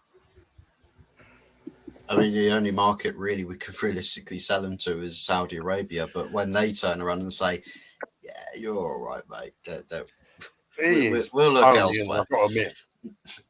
I mean, it's sort of at the stage now, right, where he's got a bit of quality when he's on it, and it's like, yeah, he symbolises. I think this season he'll symbolise exactly what Man United were last season. You don't sort of change your form from game to game to game. Your form goes up and down from minute to minute to minute to minute. And Casemiro did exactly that against Man City. 10 minutes, crap. 10 minutes later, good. 10 minutes after that, crap. 10 minutes after that, yeah, but all right. And professional footballers can't do that. The idea of a professional footballer is you're good for 90, or in Man United's case, 120 minutes. Yeah, and that's what we need. We need the consistency factor, and that's what we're hoping to do with signing players to get into the team, where you get rid of players that are inconsistent, that have a mentality where failure is not punished. You can get away with playing well one week, playing for the shirt, so that the club pushes out all of the singing your praises, and everyone's happy. Ooh-de-lollying. Next week, oh, I don't feel up for it. You drop a stinker, but it just goes in cycles and repeats itself over and over and over again. And we've been doing that for 10 years, and it's only now where you've got people upstairs that actually say, well, listen, you not pulling your weight's going to have some serious consequences, and players are going to start seeing that when you're signing other players coming in and say, well, you're going to be influential for this new start, this new fresh page for this club. Everyone else is dropping out of favour, but they're all the higher earners that are dropping down the pecking order. So they're going to be sat there on big wages wondering, well, if I am ambitious as a footballer, I'm not getting the minutes here, so I'm going to want to move. And I think that's what's I'm hoping that's what's going to start happening with the more players coming in, is that all the Deadwood players are going to realise, well, I'm out of favour now. That's exactly what we had.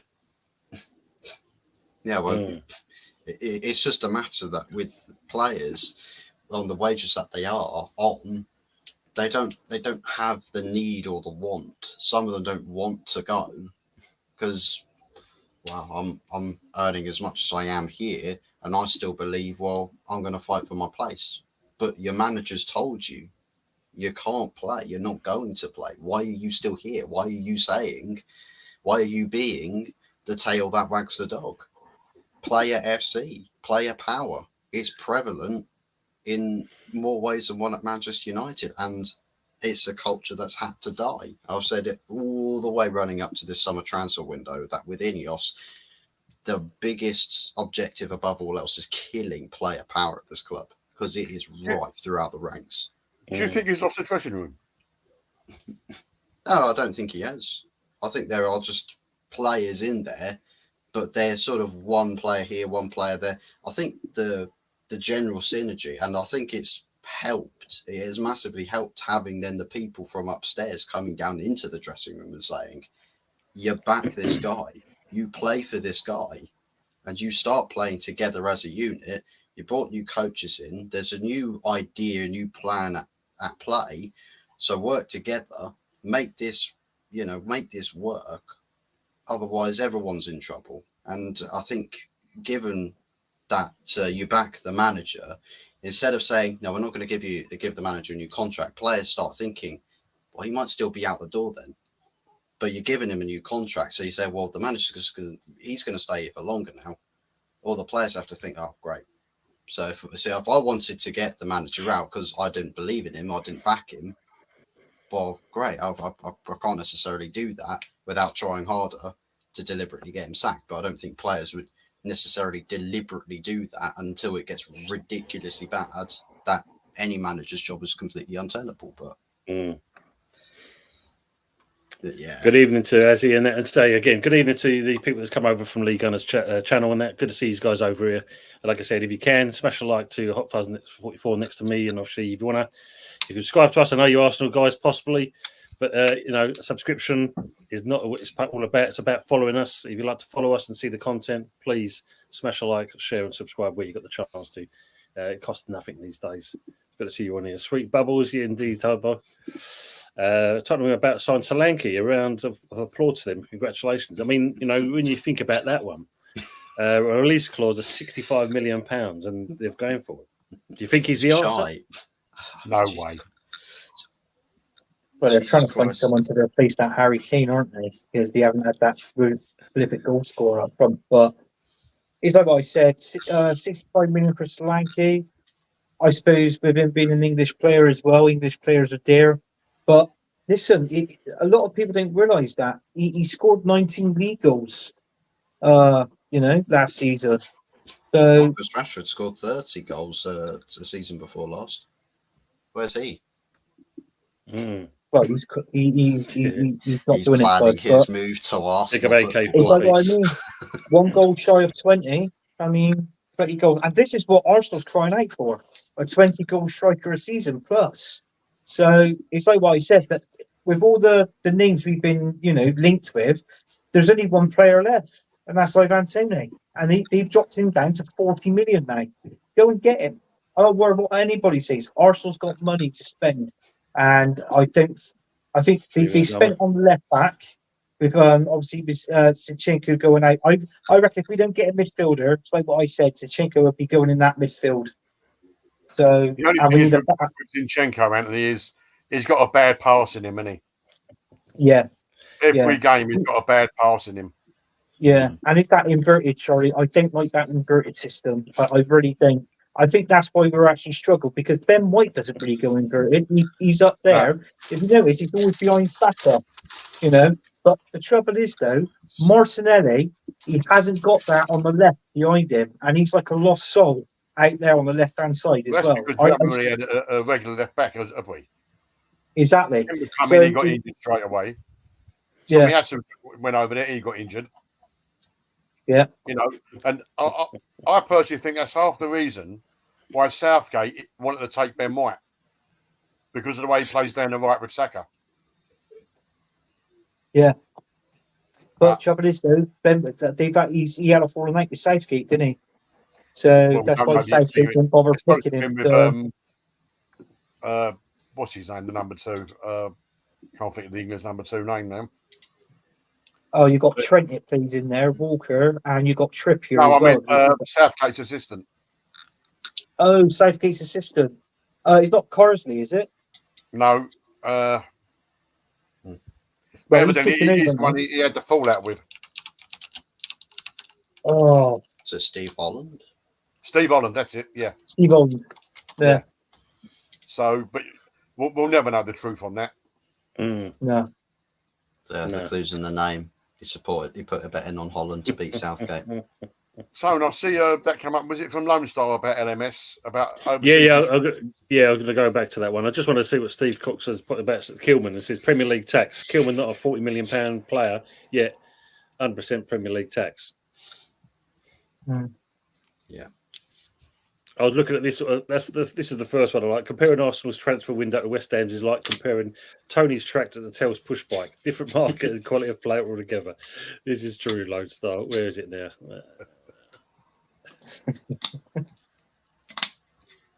Did I start it? Bear me, Charlie, try and find it.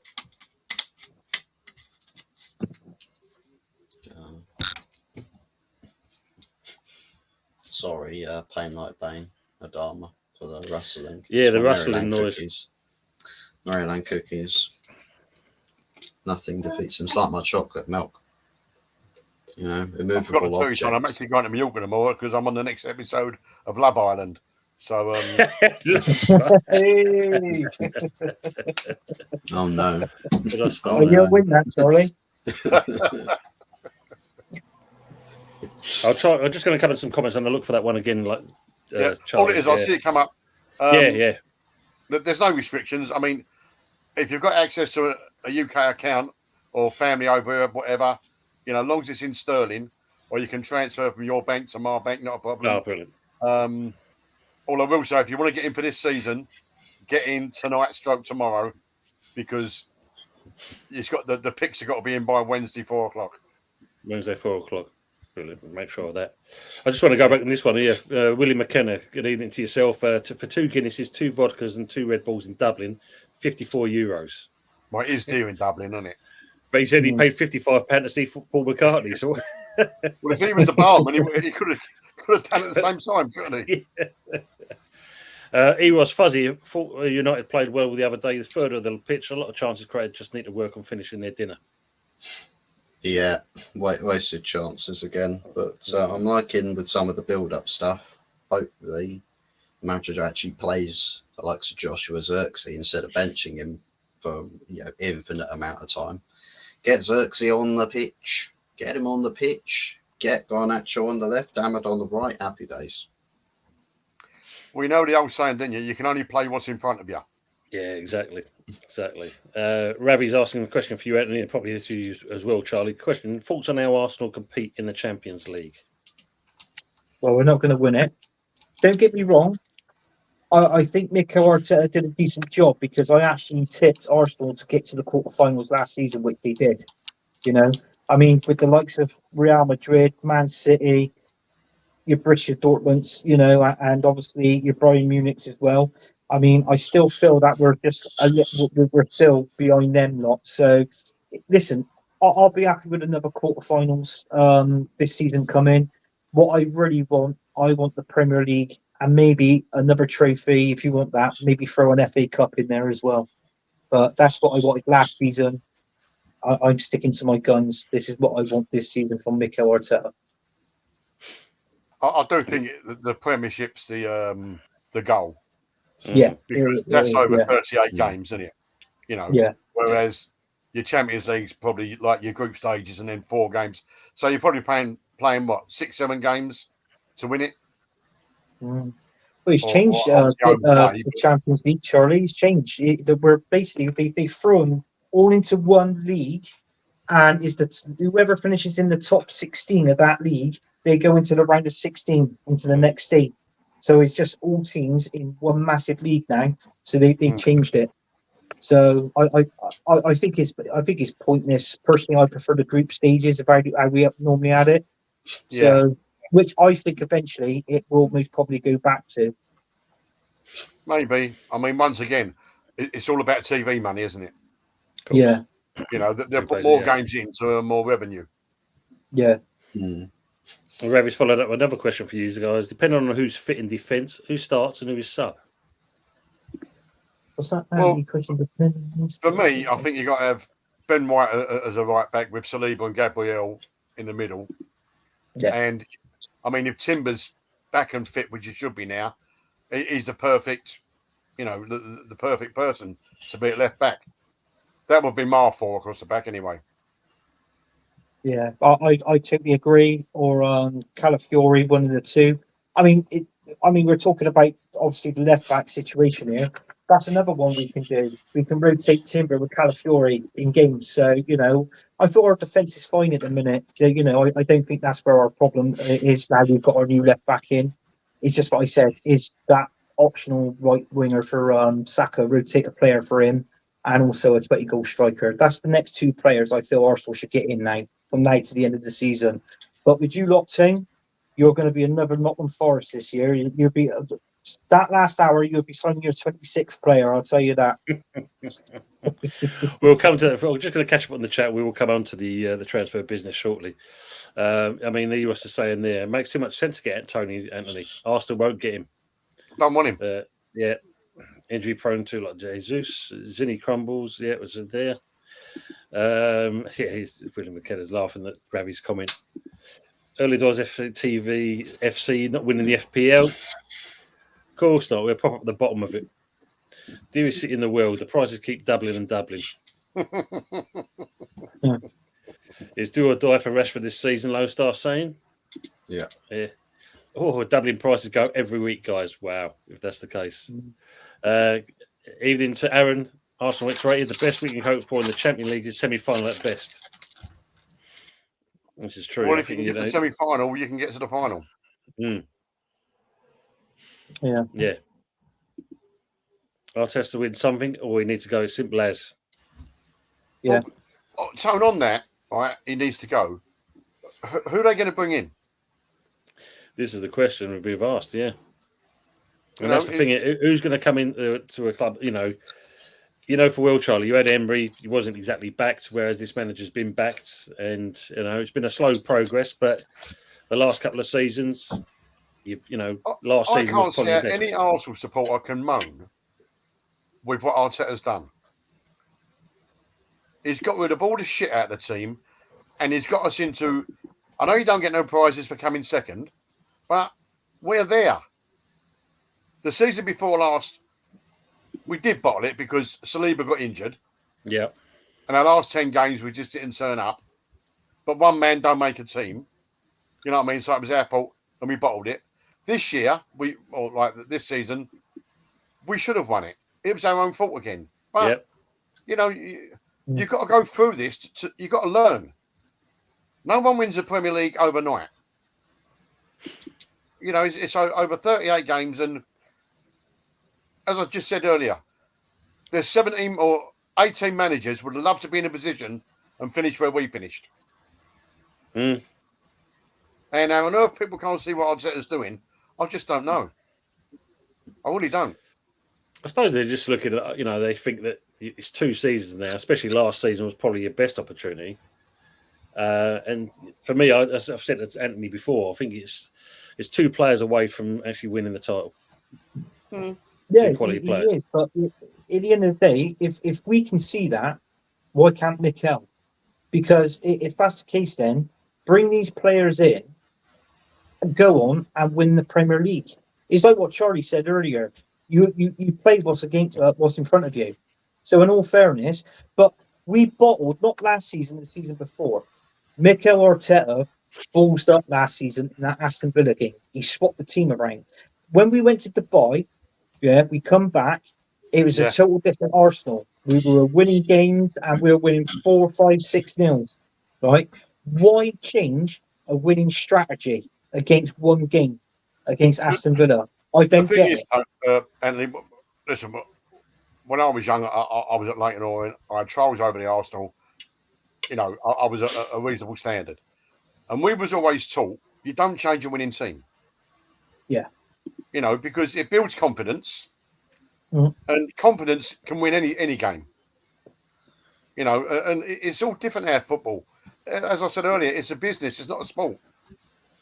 And in all fairness, Charlie, they're not footballers now. They're athletes. Yeah. They're athletes. That's what they are.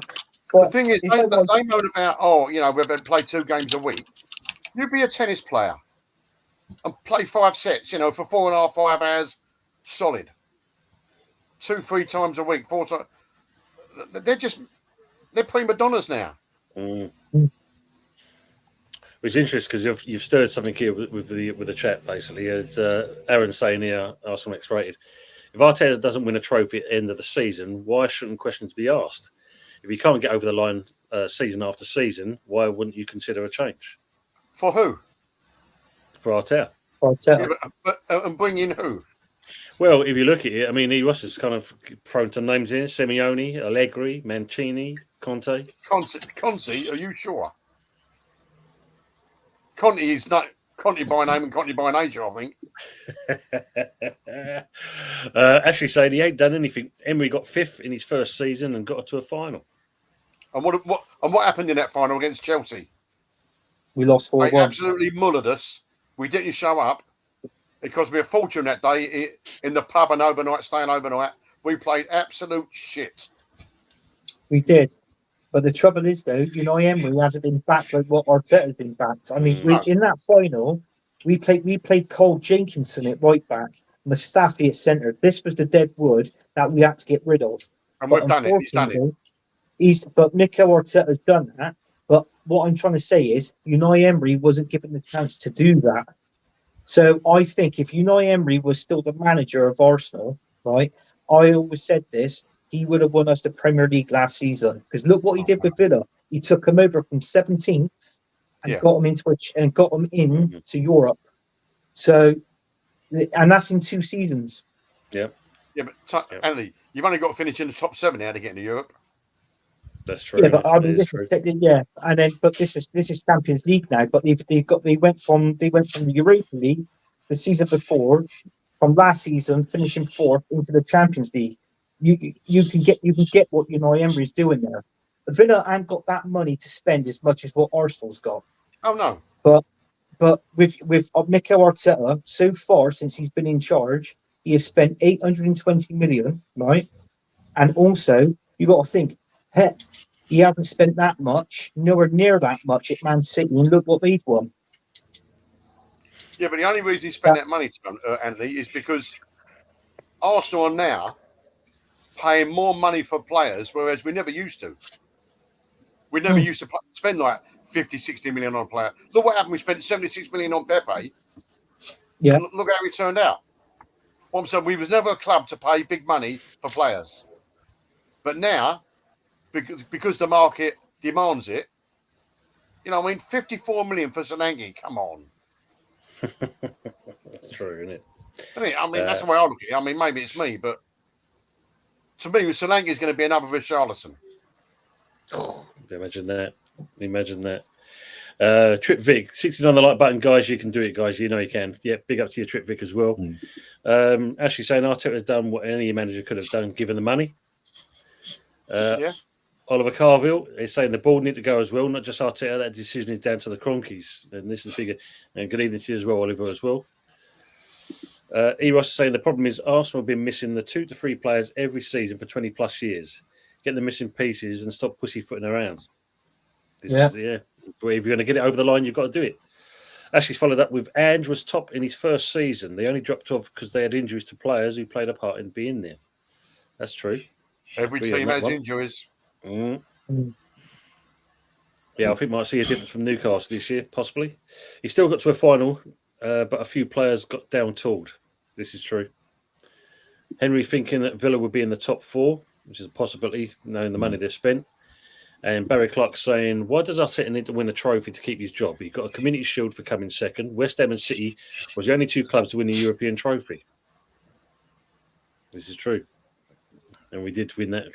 Lovely. But it's true now. It's true. I believe Mikel Arteta has got to win the Premier League to keep his job. He's all right turning around saying, yeah, but we have the best defensive record. We score more goals. We have more points this last season than the season before. Yeah, I get that.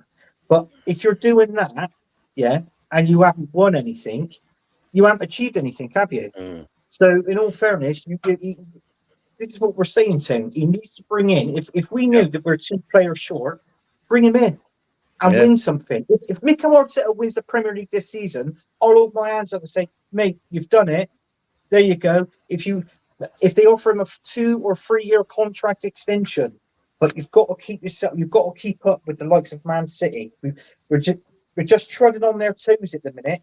I just want to be above that. That's all I'm saying. Yeah, well, actually said, imagine Arteta got to a final. I mean, how would you guys feel you did get to the final of the Champions League? Well, I mean, I'd be happy and it'd be excited to watch. And but the question is, you play to win. Unfortunately, I don't care if it's Real Madrid or Man City or Bayern Munich in the final. You play to win, and that's it. So, but I just noticed now, like when the players go out on the pitch, team, you don't see that mentality, that focus, that concentration anymore. Like your boy Keanes and your Patrick Vieira's, you don't see that anymore. It's all like fist pumps in the tunnel and laughing and joking before you go out on the. They're talking and laughing and joking. This is the difference. Exactly. Yeah. Is that? Aaron's followed up by saying neither of us knows who's available at the end of next season, manager-wise. What I do know is we shouldn't be obligated to stick for a manager through lack of replacement. That's a good point. Massive point. But you Yeah. still got to have a manager there. Of course, Charlie, because if you know, like everything, I mean, not being funny, just as like in the job, everyone's replaceable at the end of the day. Yeah. But it seems, I suppose, I can see the frustration for certain Arsenal fans is the fact of, like as Anthony said, £820 million, and there's been some progress, but still not enough for that amount of money that you've spent to get Okay, it. we You know, spin it round. Spin it round. You as a West Ham supporter and Jez as a United supporter, would you have loved to have done what we have done over the last 5 years? I suppose if you look at it from my point of view, is the fact of, you know, with Moyes, we knew what we got, and the progression in the, you know, he is in certain respects improved what West Ham did, especially to be 3 years in Europe. You know, when you think we got to, you know, a quarters, a semi, and a final and a semi. So when you look at something like that, that in itself is a great achievement. We know where we stand. I mean, don't get me wrong. If we could be in the upper echelons to be in the top 3, with that kind of money, and obviously the right manager in place, then yeah, you've got to be well and truly happy with that. Yeah, You know? I mean, you had a better season than us, team, when you won the Europa League. Do you know Yeah, what I we mean? finished 14th. We finished 14th. 14th, you won a European trophy. We finished second. We won nothing. So hence, you had the better season because you've won a trophy, and that is what it's all about. Done nothing for coming second, so. No, the same old saying, Charlie. That bit hasn't changed. The standard's been lowered. Basis of Arteta. Yeah, Emirates the nuts taught him of football. True. This Ford kept his job because of the dross he got rid of. Could be. You paid 45 for Jesus. Reasoning with the tractor, Tony's like trying to explain money to my ex-wife. Barry Clark saying, Arsenal ain't won the Prem since 07. They never won a European trophy. So what do Arsenal fans expect? Great question. Mm-hmm. Well, we expect, like every other supporter in the land, to win the Premiership, the Champions League, the FA Cup, the league. You know what I mean? That's what you expect. It never happens, but that's what you expect. Yeah. No matter who you support. No, it's true. This is it. Richie got 16G. Wow. Big up to the Southern Good and Matty. Hope you do well. Good to see you, brother. Edu has to go. Mm-hmm. And if you get the chance to, guys, if you haven't, go and see the Southern Goodness channel as well. Matty, great guy. Talks some good football. And love hearing what he talks about. So go and see his channel. You get Darker Than Blue 81. All I hear for this manager is excuses, excuses, excuses. The Premier League was in our hands last season and he fluffed his lines. Better not throw away the cups this season. Yeah. You got the squad for it. Well, you hope you learn from your mistakes. Yeah. Well, it says, are the players who are starters or subs? I think competition is great to have. I think that's what I like about looking at our transfer business. It's the fact we've actually kind of bolstered the squad and now there is kind of a bit of competition. So hopefully that pushes the players on for the seasons. But we'll see. But that's what you and Arsenal definitely need. That. I mean, Man United are building on that, and that's something we definitely need to do as well. Oliver Carville, could it see? Yeah, I'd rather Conte than another assistant one next to Pep. That's for sure. Yeah, we're seeing the siblings going out. I mean, obviously, Scalera, what his name is, Chelsea, and that. I think he's going to have a hard time there.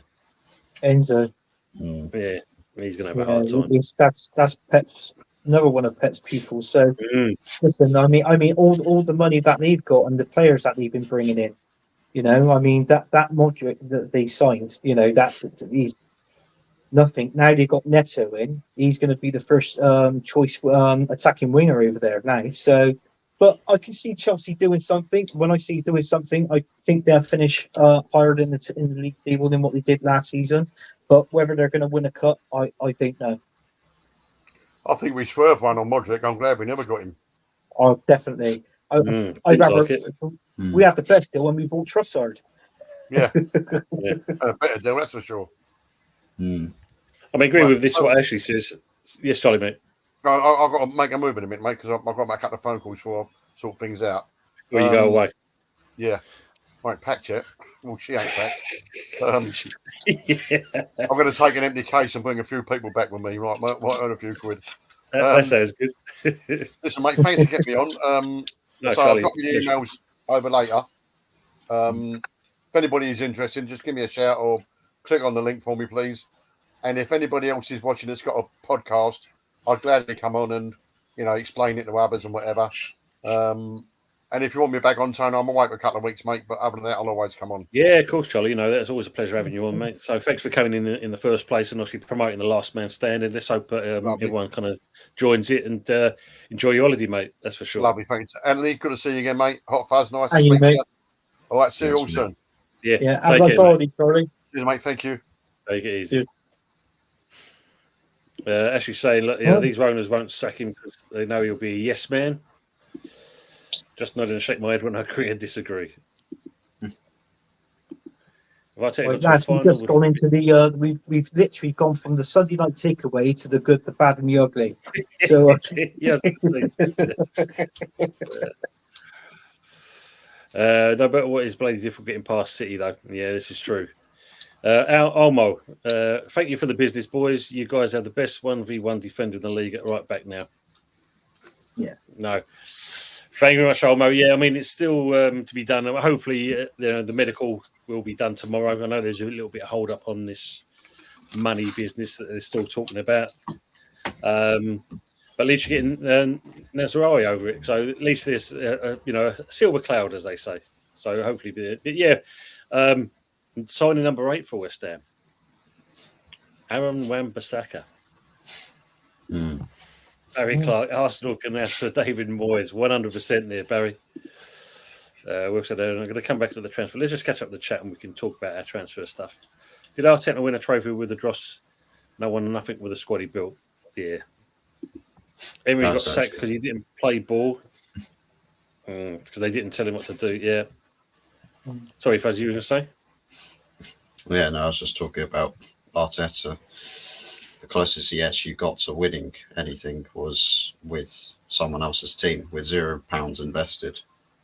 As soon as he gets investment, he builds something else, still with its own problems, but still no proven success yet. No. And the problem is that if you're looking at this Arsenal team and thinking, well, this must be the finished article, right? This is ready to win. But is it, though? Because if it doesn't win, then what does the finished article of Arsenal Football Club look like? Yeah. What does that team look like? What does if not this Arsenal team, what does the Premier League winning Arsenal team look like? Because then you've got to look at, what's the difference between this Arsenal team and then that Arsenal team? What does this Arsenal have to do to get to that Arsenal? Will this Arsenal get to that Arsenal?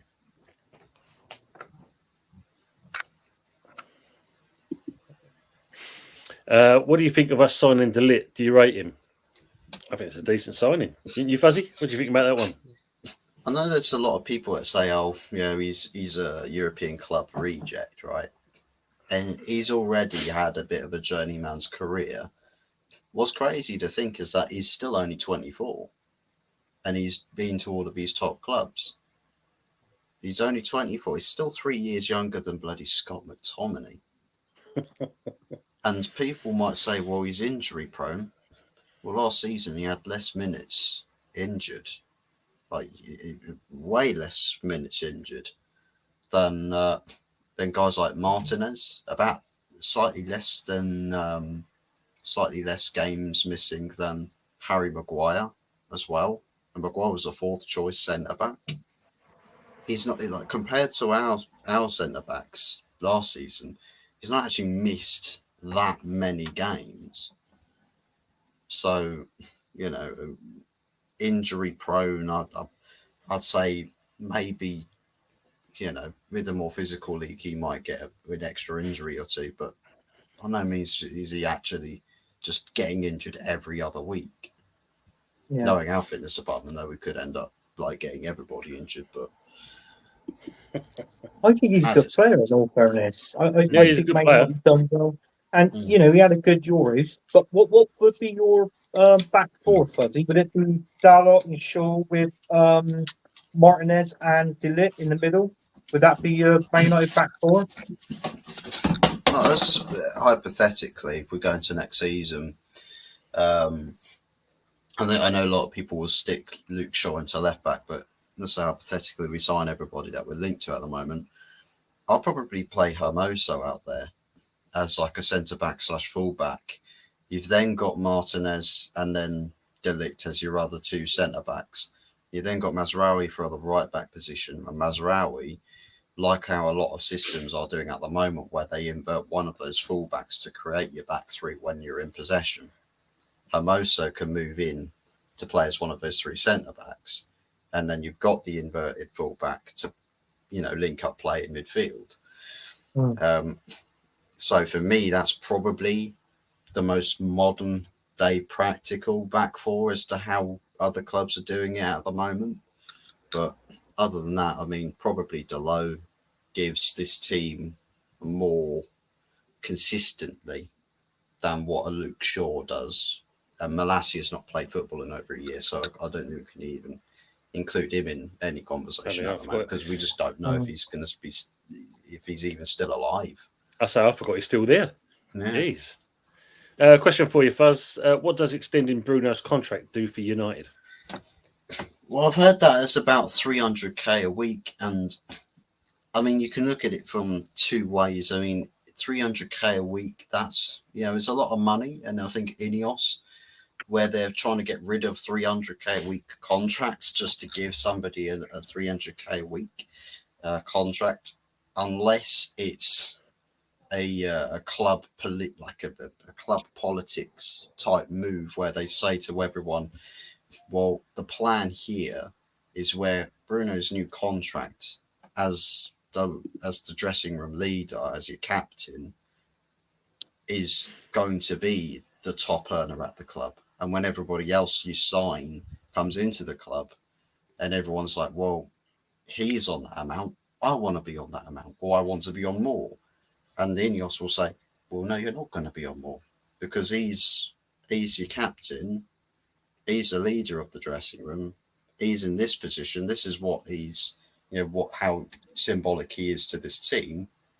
There's a power structure there.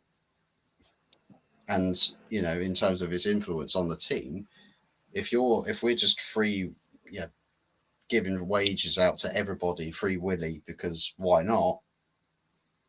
It would just incite player power FC again. And we need to control, even if a player does get big wages, you give it to them under the pretenses that it's controlled as to what money goes to what player, and that players get paid correctly in relativity to their performances, their position in the squad, their ability, and, just in general, the role that they have at the club.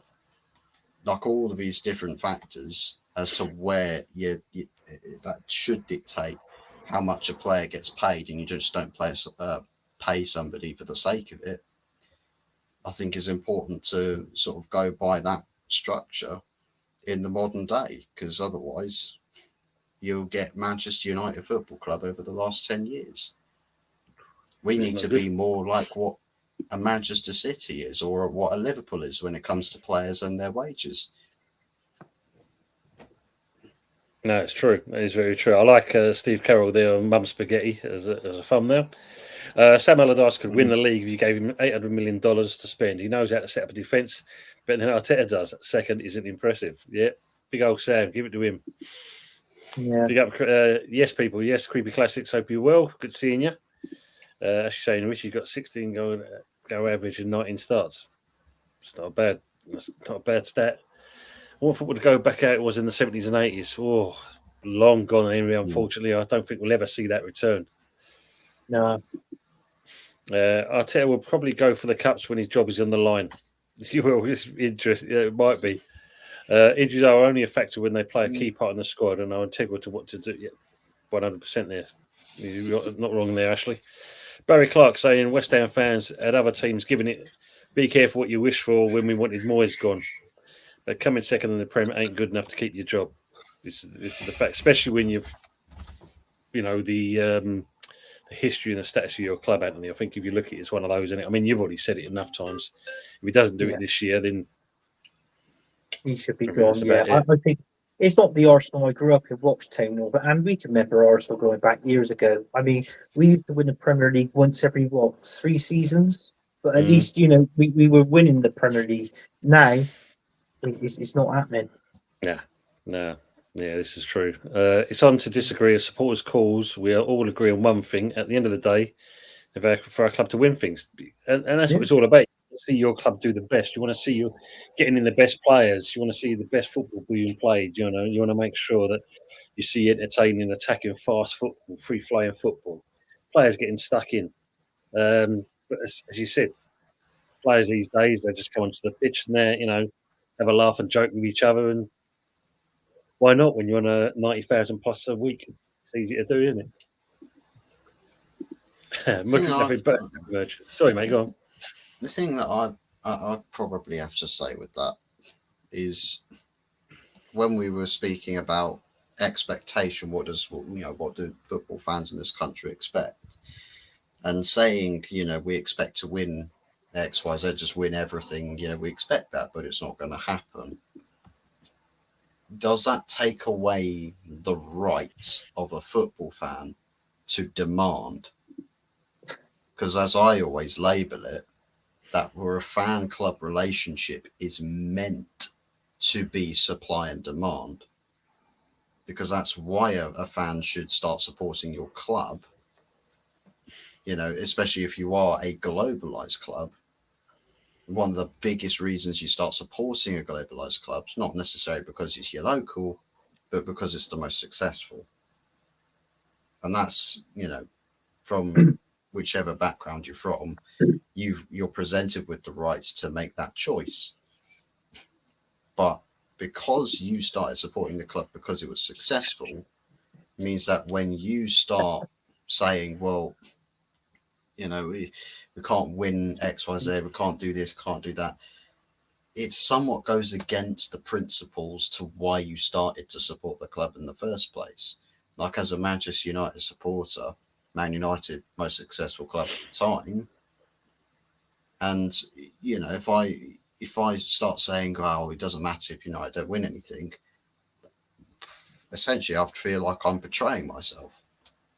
I'd be betraying myself in why I started supporting the club in the first place. If it's your local club, then you might say, well, to me, it doesn't matter if my club wins or loses.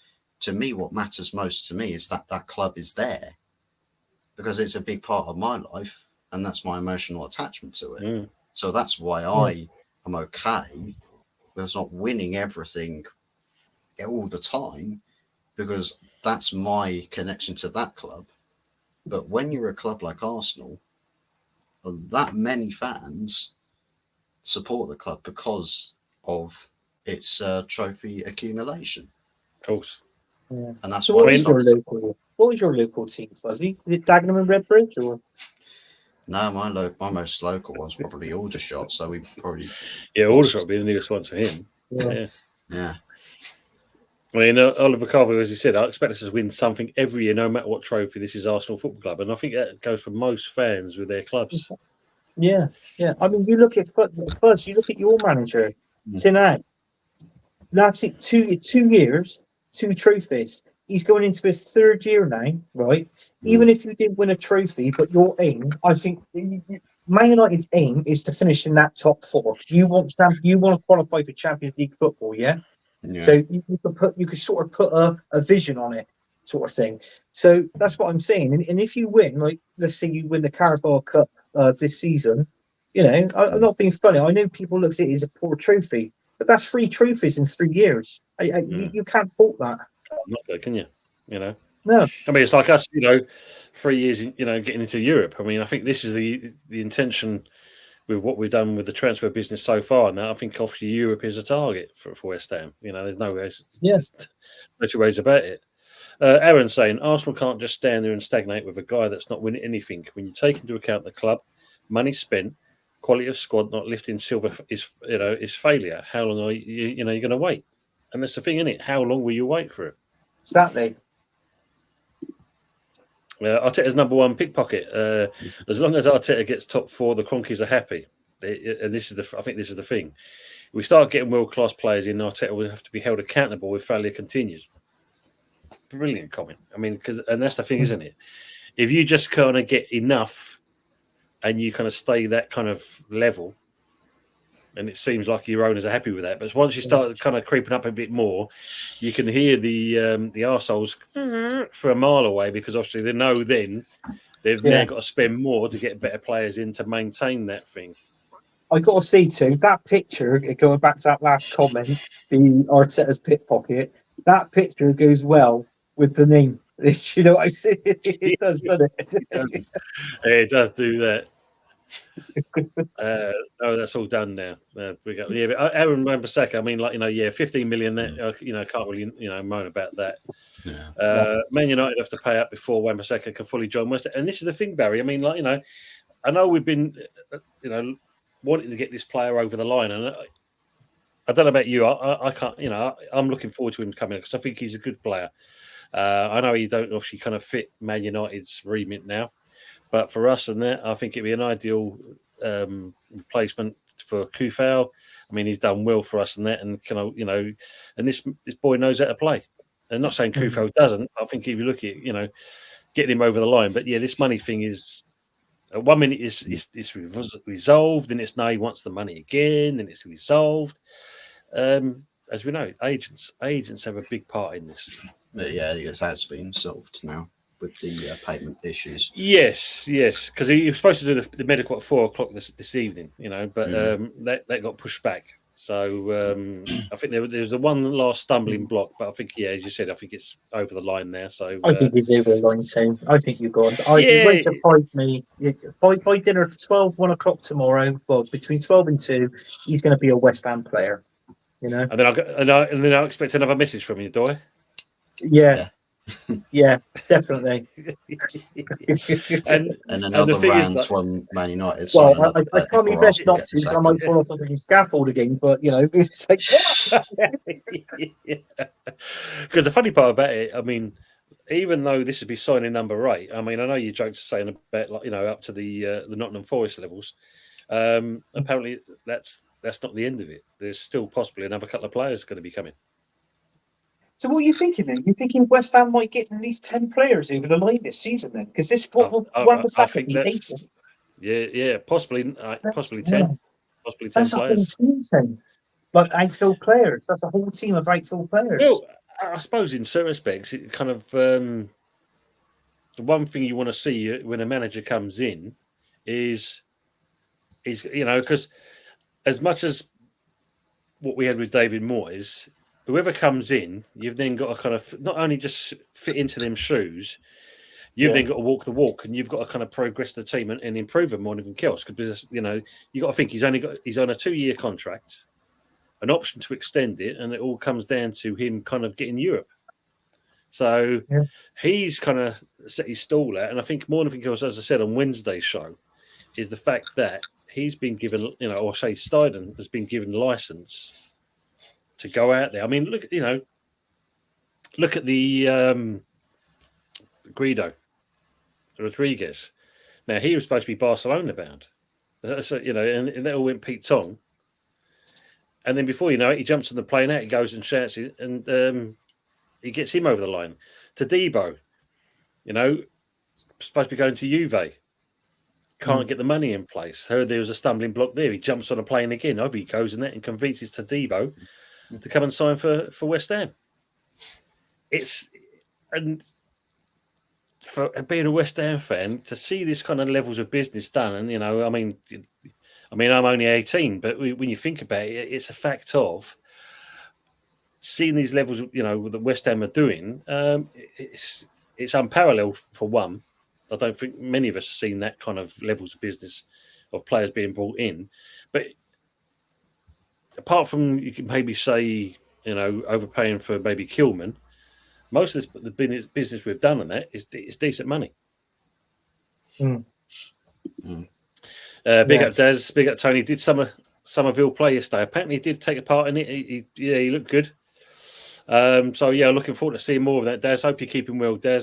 Everyone, if you get a chance to go see Des's channel and that, great guy. And let's give him a bit of love as well. We can. Are you happy with that player, Somerville team? Some of it, you were a bit. Yeah, it was first of all in that. But when you look at it, look at his stats and his age, and you got to think he was Leeds Player of the Season last year. So that in itself tells you what they thought with him and what he can do. And if you've seen some of the goals he scores, I mean, he's going to be, and he's pacey, he's technical, and he doesn't shirk a challenge, which is unusual. For, sometimes you find midfielders, they don't like being stuck in, having a little kick in. But this one, he don't mind it at all. No. Still finished above United in the league, though, Pepsi's saying. Yeah. Yeah, that's what Pro for Arsenal's like. Yeah, it's true, Ashley. You're not wrong there. Evening, Richo65. Hope you're keeping well. Good to see you.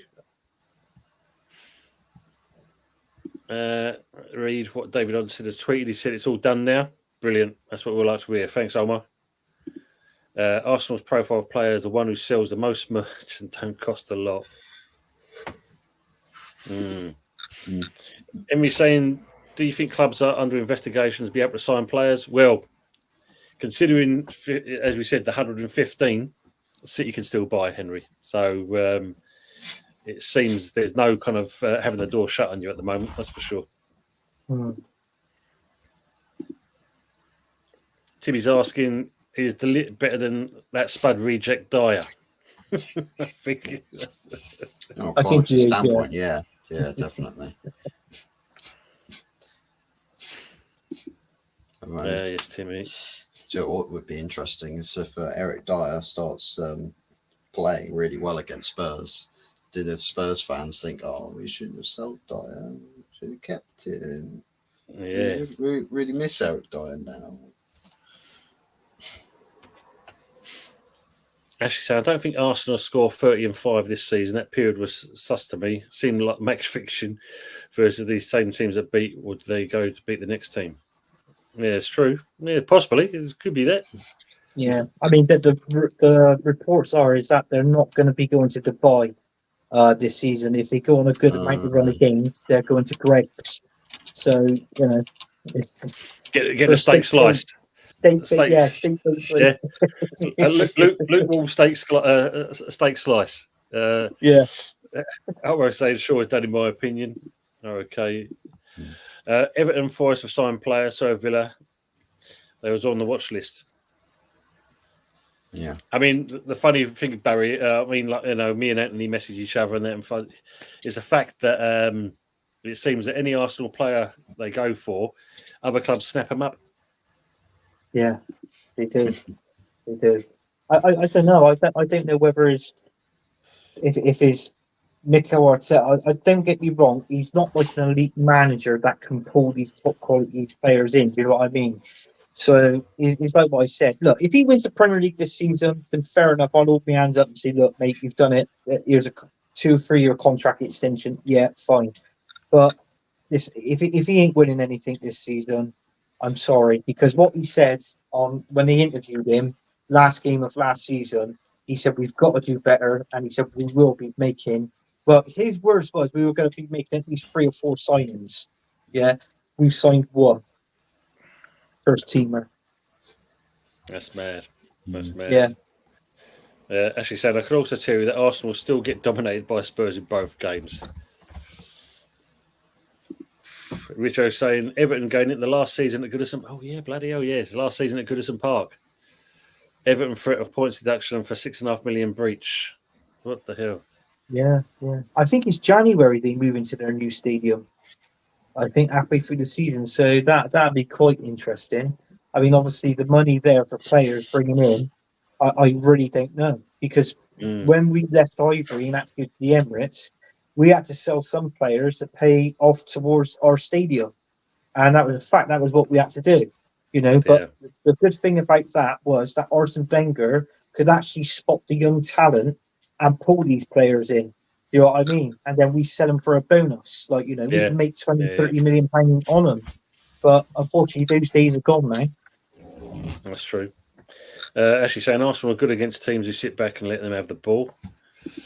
Brian don't think so.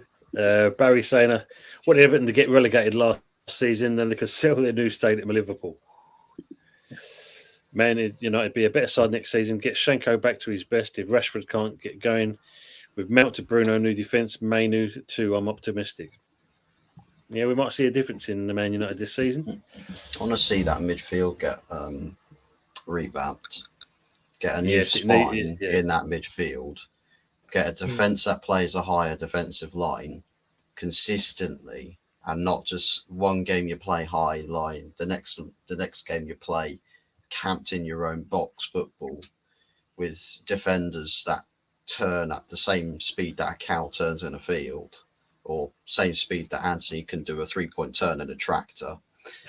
A bit like seeing like Austin Powers or something, where he takes it down a tight alleyway and he starts trying to do it in about 5 million point turn or something.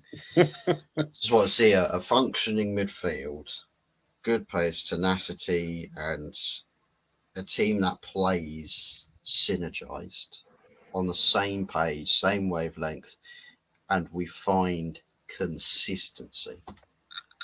That's all I want. Just see some consistency. Funny you're saying that, Fuzzy, because Olmo's comment here, this is one for you, basically. You're saying about that consistency in that, and then, of course, why would he sign Mason Mount? You don't get that sign until this day. Mason Mount there was absolutely, I think there was absolutely no tactical nous to that transfer at all. I think it was two things. English quota was probably the backseat reason, but everything else, PR, English bias, all the complete BS bullshittery that you can get with a signing. And then to top it all off after that, you say, let's give him the number 7 shirt. What a way to take a legendary shirt number and say, let's shit all over this legacy. That's Manchester United's old regime for you.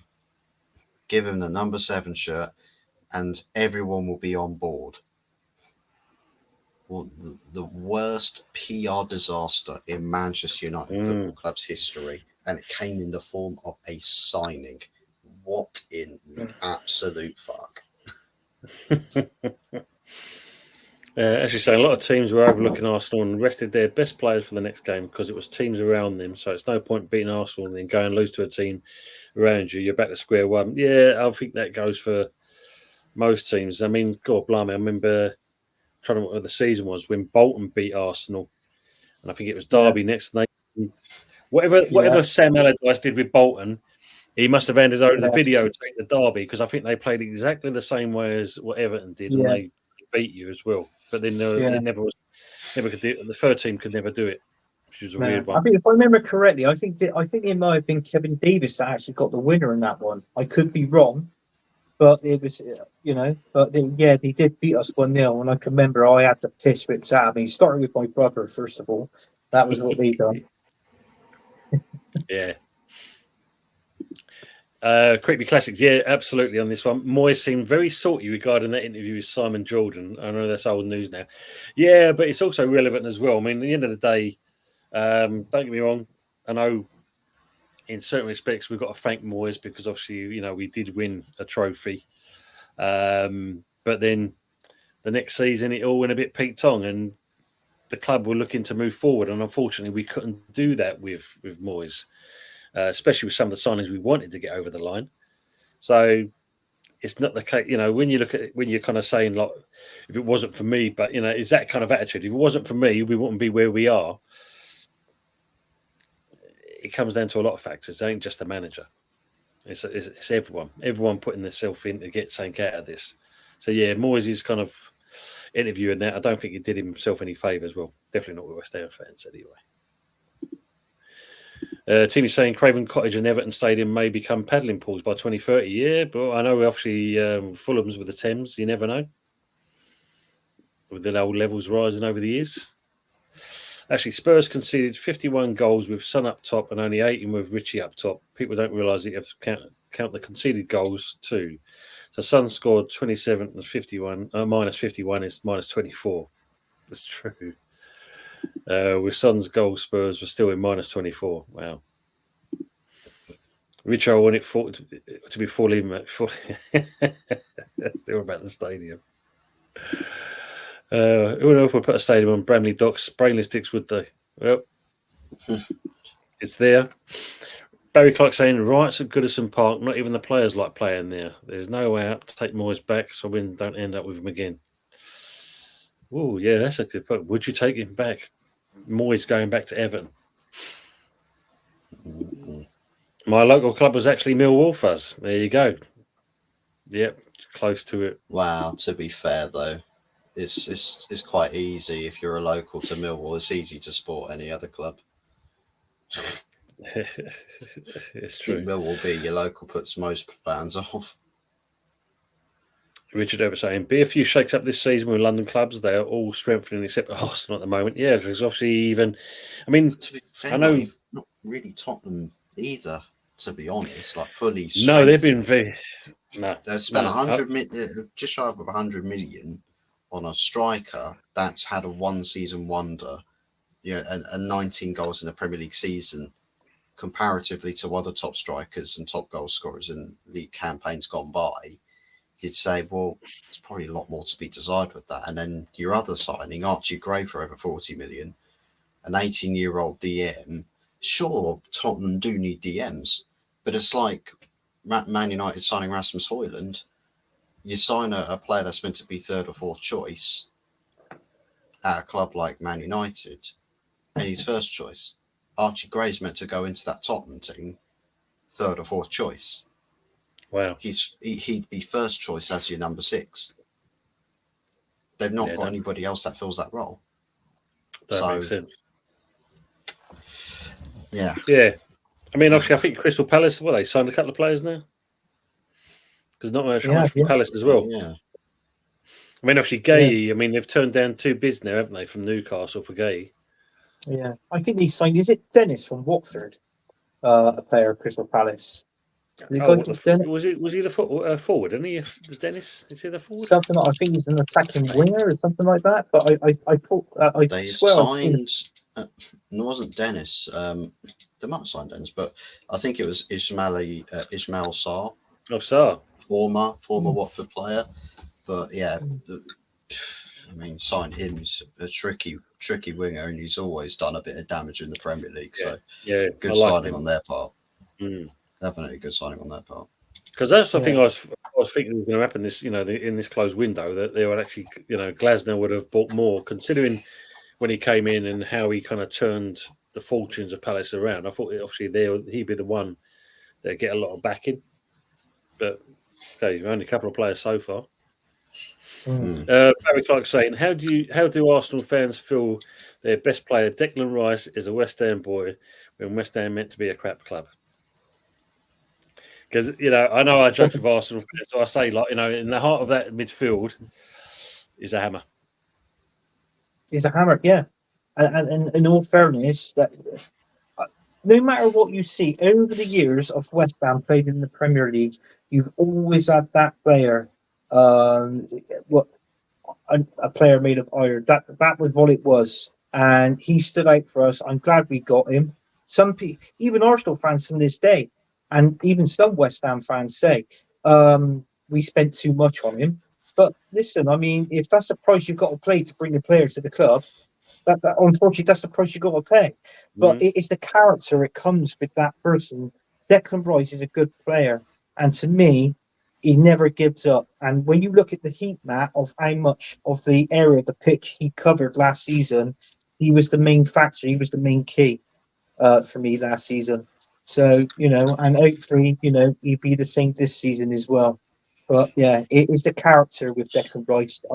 Well, we thank you, Anthony, for supplying you our player that, that's kind of changed your fortunes around. Because I think if you look at it, that was the difference, I think, for you guys last season, him being in the midfield area. Because it definitely kind of gave you a different dynamic, that's for sure. Yeah, Henry's you're asking. you're still wankers for signing all these players at the minute. I'm pissed off about that, but like, apart from that, yeah, It's all good, mate. It's all good. he's all Is good. Manchester beating Fulham Friday, Ant? It's what? It's Manchester beating Fulham Friday. Yeah. Friday. Do you know what? I reckon Fulham will give them a game. Do you know what? I don't want to see a prediction because we're going to be doing it Wednesday, aren't we? The predictions Yep. on there, so I want to keep that till then. All I'm going to say is that's going to be a good, entertaining game for a Friday night, and I think Fulham will give them Man United a good game. That's all I'm going to say on that. I think Wolves will batter you.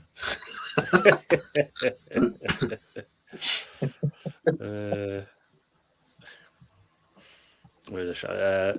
Aaron Wan-Bissaka be a great signing for West Ham. Good price there, two-tone, great bit of business. It is, mate. Yeah, very happy with that business. Considering, as Fuzzy said on Wednesday, you spent over 50 million for the player, and we're kind of getting it for a bargain basement price. I mean, that's got to be well money spent. And what is he? 26? Yeah, 26. Yeah. Barry Clark saying Cooper went on holiday and forgot he was a defender. He can only go forwards. Yeah, I see that some of that defending yesterday. Jesus. Is that the last 5 to 10% in anything that's always the most difficult and challenging? Arsenal by a 90% team and their asses are falling out. Yeah, it's weird one, isn't it? You could, as Anthony said, Aaron, you're supposed to be athletes, but yeah, you could see the drop off, and that's where, like I said to Charlie earlier on, I think this is where you're missing two players that's just going to get you across the line to win this Premier League. And I think hopefully if you get him this this window, then you never know. It could be the chance. Barry Clark, there's a GoFundMe page for gaffer tape for Man United's roof so they can sign the lit. and a couple of buckets. Surprised we haven't signed Michael Phelps. Oh, that's been the next one. Oliver Carville saying, I expect the best too because I want my club to be the best. I fell in love with the club in 2004. Well done, mate. Yeah. And you've seen the good times and the bad times. That's the thing about it as well. Well, most of us, we have anyway. Timmy's saying West Ham have a war chest. Go for it. We are, mate. I mean, like I say, 8 players so far. Especially if this is the Wan-Bissaka, and we're going to wait to be announced. 2 or 3 more in the pipeline. Wow, just wow. Pepsi theatre floods. With all the West Ham's new signings, the average age has now come down to 48. Yeah, we're bringing that age thing down. We are bringing it down. Evening, ladies. Good evening, Luke. How you doing, Luke? At least you're doing something. You're going right. Yeah.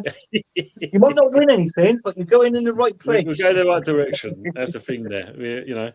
Good evening, Luke. Hope you're keeping well. Barry Clark saying, we got to Debo, Jean-Claire to Debo. I just don't think you understand. Kilman at the back, Kudus in the attack, going for the Cockney boys. Oi, get in there. Go on, you irons. DJ Crane, cauliflower only at Arsenal to build his social media following and play for a really big move inside 2 years. Ooh. Yeah. I've heard a rumour that cauliflower, now he's coming to the team, he's actually made an appearance. I think it was the last, 15 minutes he came on in the game today. Apparently, he's going to be the first one to look after. He's taking Win the dogging. He's been the first that's been offered to him. He's in his contract. Wow. Yeah. Wow. That's interesting, that comment, though. Daz is saying, Tony, do you think Carsley knows how to play now he's taken over from Southgate? Ooh. What I'd like to think from that is he's not the same yes man. I'd like to see a bit of a difference in him. Maybe I think the problem is with that as well, though, Daz. It's a case of if you're only there as interim, how many games you actually get to kind of gel that team and transform it from Southgate's kind of way of doing things. I mean, what do you guys think on that? Do you think Carsley's going to play differently to Southgate? You treat your pick. I mean, he's got to be different from the Euros. No, 100%. We can't have that same old drop. Yeah. I just want a manager. It's like what you said, Tim. I don't want a yes man in charge of England. I want a manager that can go in, pick the team, edge that team on, shout out, the instructions. Southgate didn't do any of that in the Euros. I want a manager that gets behind the team, that can push the team on. Do you know what I mean? To go on and win something like a Euro or a World Cup. So, I mean, I don't know if he's the right man for the job because he's got no experience in managing any other Premier League teams or anything like that. But listen, whoever the next manager is, I just hope that he's not a yes man and he can do it his own way. Fuzzy, what do you think? It's all the same bullshit. Carsley, interim, yeah. Don't worry, guys. You definitely won't take the job, guys. Don't worry, England fans. We'll get a real manager really soon. It'll take Lee Carsley to beat, let's say, San Marino by more than 3 goals, and he will get a lifetime contract. Yeah, you might as well get Michael Carrick from Middlesbrough. Yeah, that Middlesbrough effect. Creepy classics. Do they still do the sausage and bean slice at Greg's? Nice, but weird. It was like beans with those little sausages in. Weird. Yeah, they used to, the small little tin of Heinz sausage and beans. Yeah. The best person to ask for that, Creepy Classics, if he's still in the chats, is a guy called Richard Herbert. He came out 3 weeks ago. He came out at Greg's with 3 full bags. And I thought, believe you and me, I thought he was on a diet. So, yeah,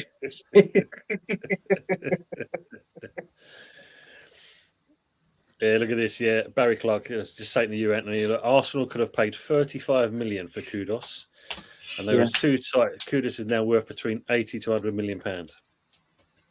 There you go. There you go.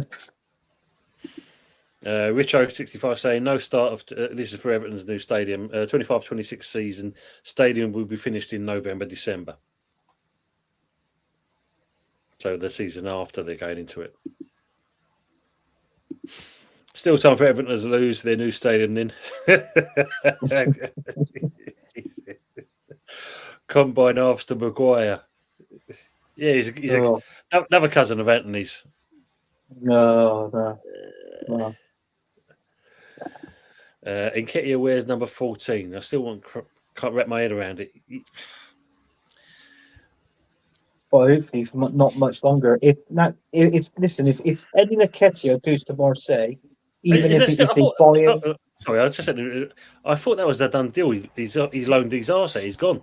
I think it is pretty much a done deal. I don't know what it is. I think all this speculations and all that, he just like to prolong things now this season. I've noticed that.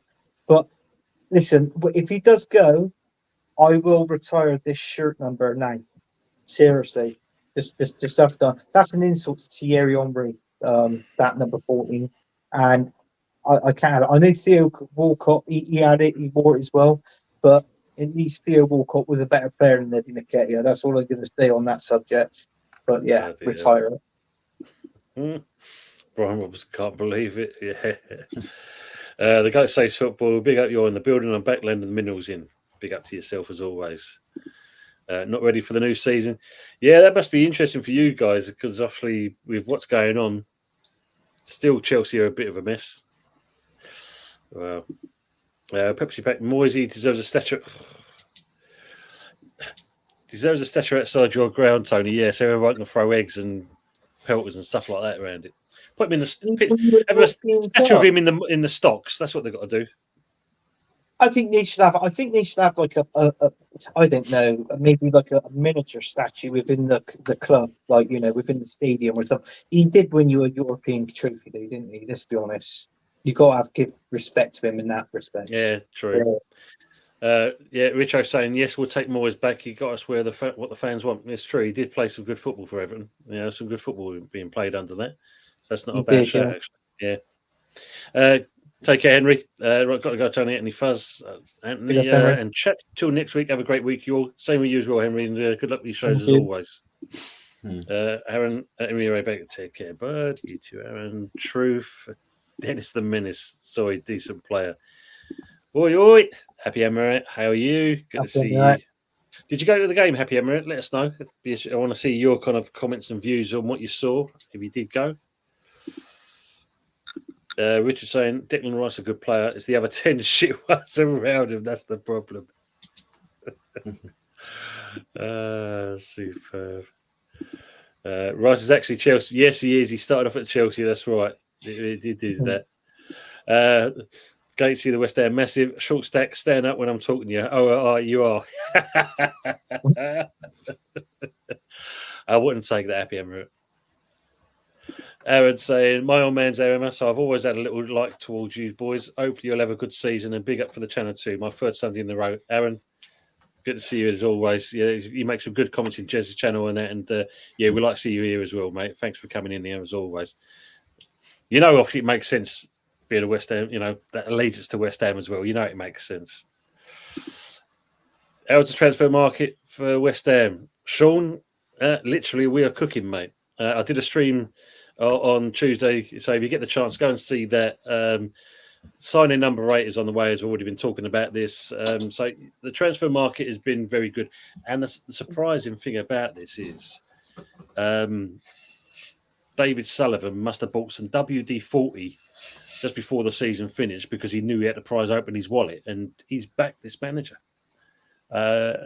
Considering all the kind of negativity that this man has been given, and some of it quite, you know, rightly justified, the fact that he's actually kind of open and spending money, and not just kind of Steiden and Lopetegui, they obviously got together and said, like, this is what we're going to look for.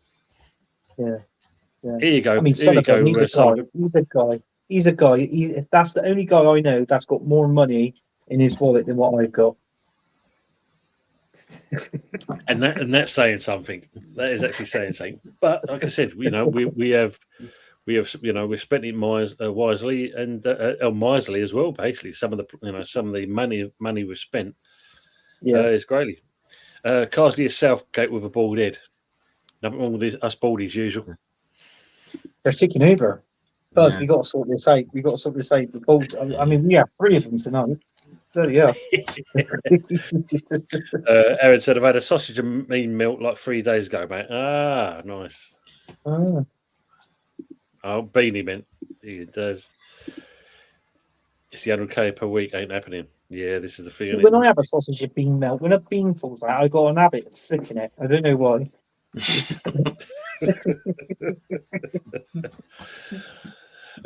Creepy Classic saying, I was watching the riots in Bristol until here last week. Where's Anthony? Well, we heard his voice during the week, but we didn't see him.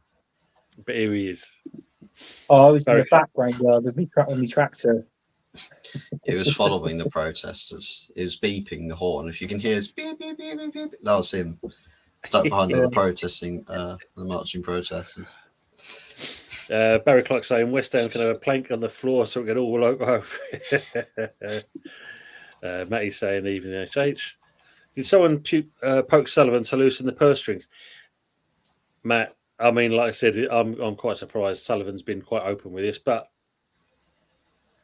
if when you think about it, the choices we could have had as managers, and he's gone with Lopetegui, so he had a reasoning why he brought this man in, and he's backed him, and I think now the proof is in the pudding. I know friendlies, you can't take much from friendlies. We've seen a couple of players feature, some look good, but I think there's still some work to be done. At least they're training at the London Stadium, so they're getting used to the vibe there as well. So that should be good, and hopefully, the beginning of the season, we'll see from there.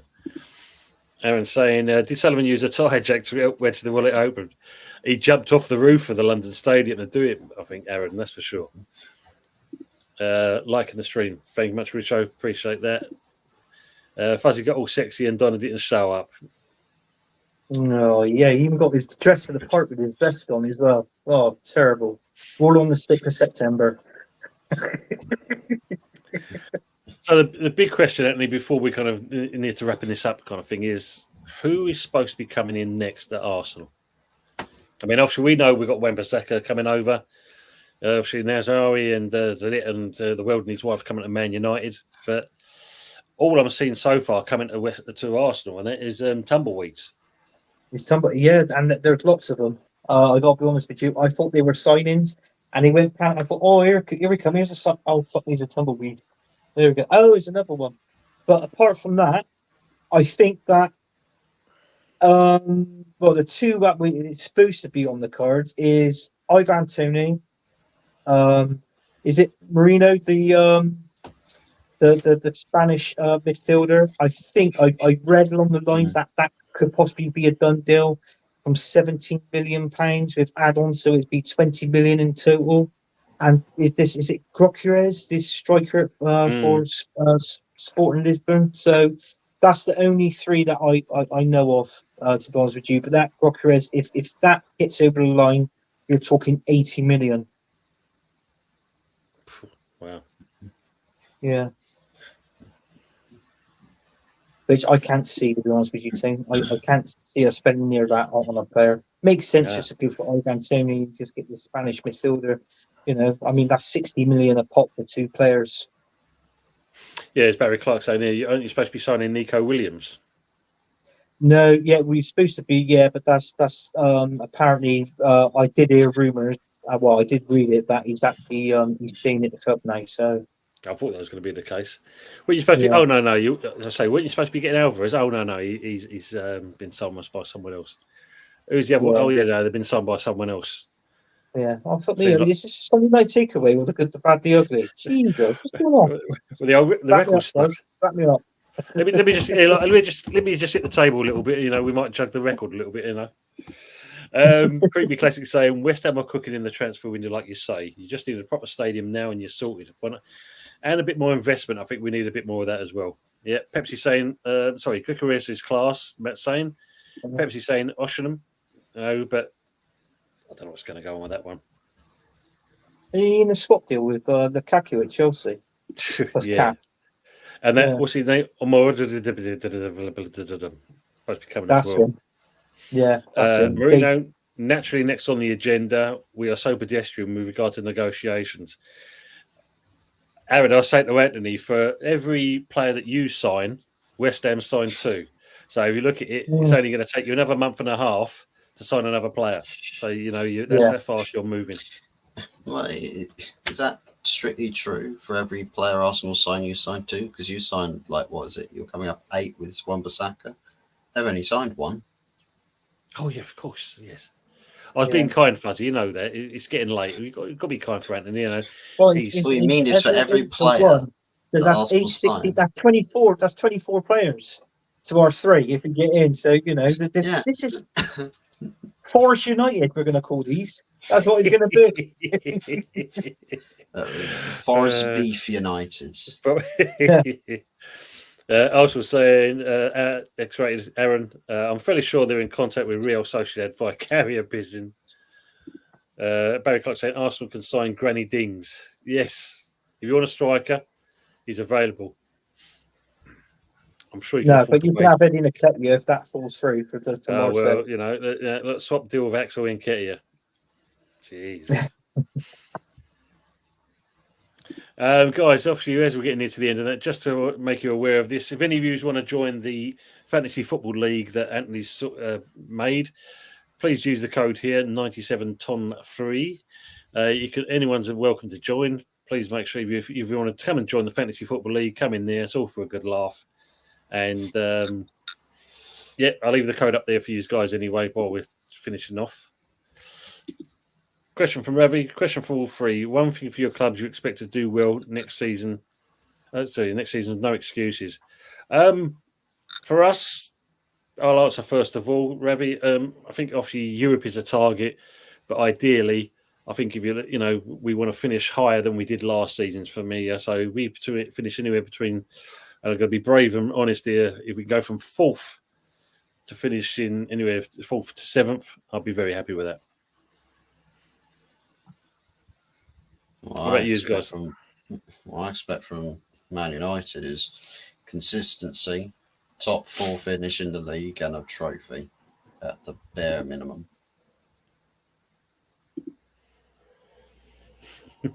Yeah. For the old Fantasy Football League, Bristol Rovers shut up for grabs. I feel sorry for you gets that. DJ Crane saying that you cheated last season as well, Anthony. No, I didn't cheat. I was in 5 different leagues and I I won 3 out of 5. I'm going to be honest with you. Oh, for me, I'll get on for an out there, the quadruple. If we don't get that, he should be gone. No, I'm only joking. Premier League. Being serious now, the Premier League is priority this season. If we can't get that, bye-bye Mikel Arteta.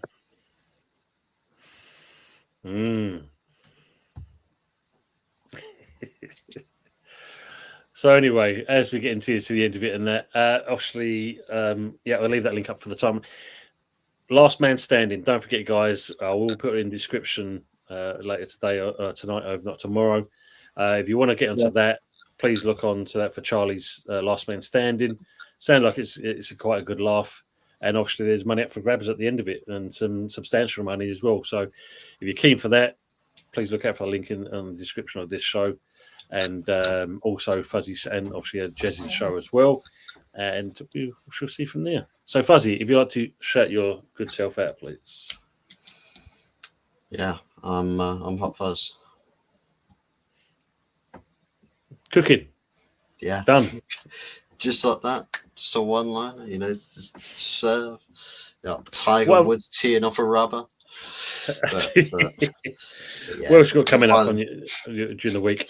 So so in terms of other bits and pieces, of course, we've had the big blockbuster weekend. We've still got a run up of days before we kick off the season against Fulham. Hopefully, we can get De Ligt and Mazraoui sorted out and ready to play on Friday. We need to have both players registered before on Thursday at the very latest in order to play them on Friday. So hopefully we can do that, but also start getting some more sales out the door. I think Pellistri ready to go. I think Bologna are interested in signing him. Lindelof, Hannibal, 2 other names set to go. We hopefully should get updates on them. And McTominay, also, fingers crossed, we can get him off the books. And sorting out the midfield target. That's the new priority. Midfield target. Get him in, maybe a second midfielder. Maybe sign Hermoso on a free transfer. Apparently, word has it on the street that he likes the proposition that Man United have had to offer him the most out of all the other offers on the table. So that might be looking more and more likely as we go through the days this week. But there'll be 1 or 2 update streams if we do get some significant movements in the market. And I'll be looking forward to seeing Anthony crying in my comments again about another player that Man United have signed and another day gone by that Arsenal haven't done a piece of business. Hurry up, Buzz. I need to take a piss. Yeah, So do I. And take a piss and take the piss. And guys, make sure I say I'm going to put Fuzzy's channel in the description and that. Let's get him over up to the 210 onwards mark. He's on 205. Let's get him up higher than that. Try and hit 300 before Christmas, guys. Exactly. That should be great stuff. Try and get the D-hand out. Last question from Ravi for you, Anthony. For you as a rival, how do you see Spurs in the North London derby? I can see him doing well. The key there for me in that midfield is Maddison. If he can both supply both Son and Solanke, I think they'll get goals. So in the game as well, is it their stadium? First of all, thanks, Aaron. I'm just hoping for. Listen, if we win, great, but minimum of a draw. But I'm just going on our signings so far this season. So that answers that question. Ravi's saying, "Big Anthony, you have a lot of real views compared to that Dross AFTV." Oh, cheers, Ravi. That means a lot.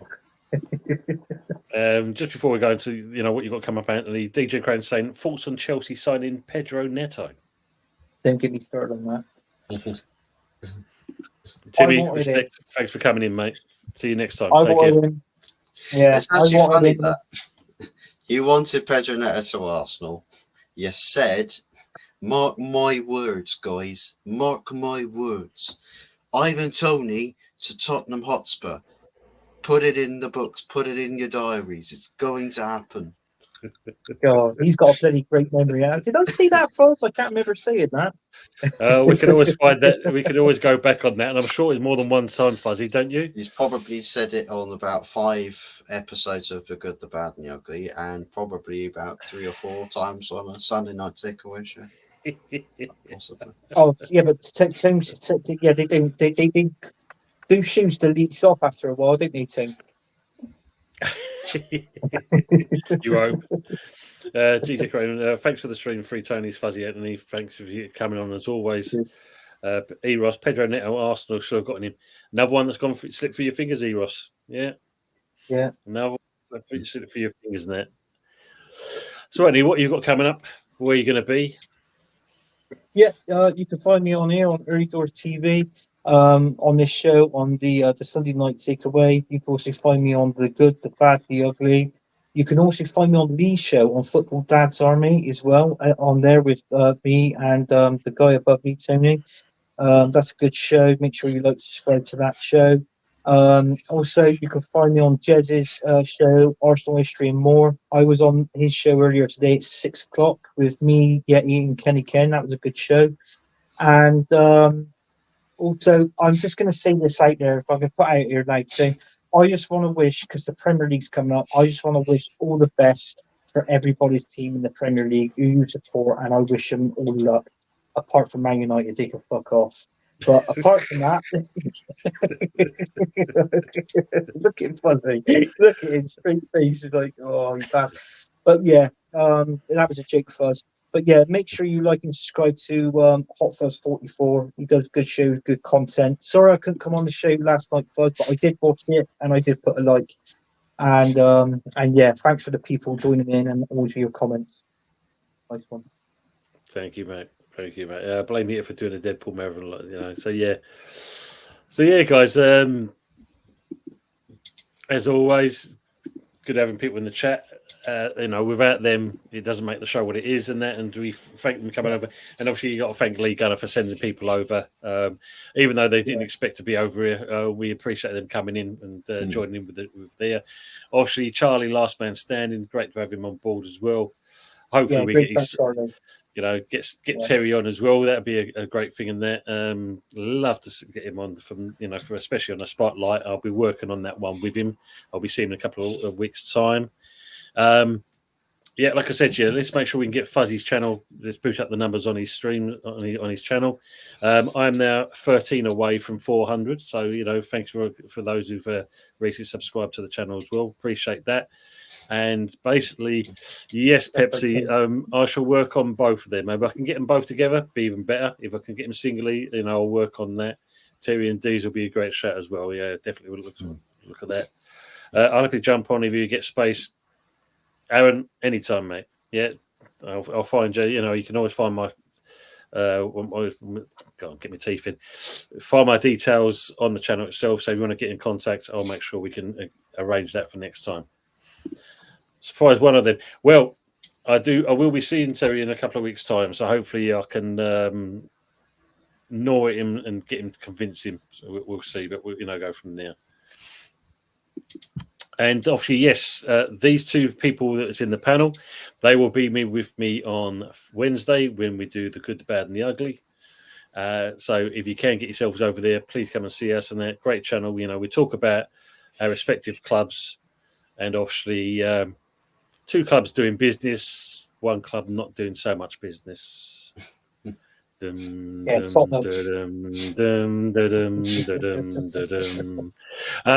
yes, you know, and of course, Sunday is the Sunday Night Takeaway show as well. Hopefully, be doing a bit more contact with West Ham, and obviously, it's great to have everyone in the chat. Thank you much for spending your time with us. We are 2 hours and 48 minutes into the show, so it's been a good one. It's been a lengthy one. It's been a hot, muggy one today as well. And hopefully you enjoy the rest of your week. Have a great time, and we are out. Take care for everyone.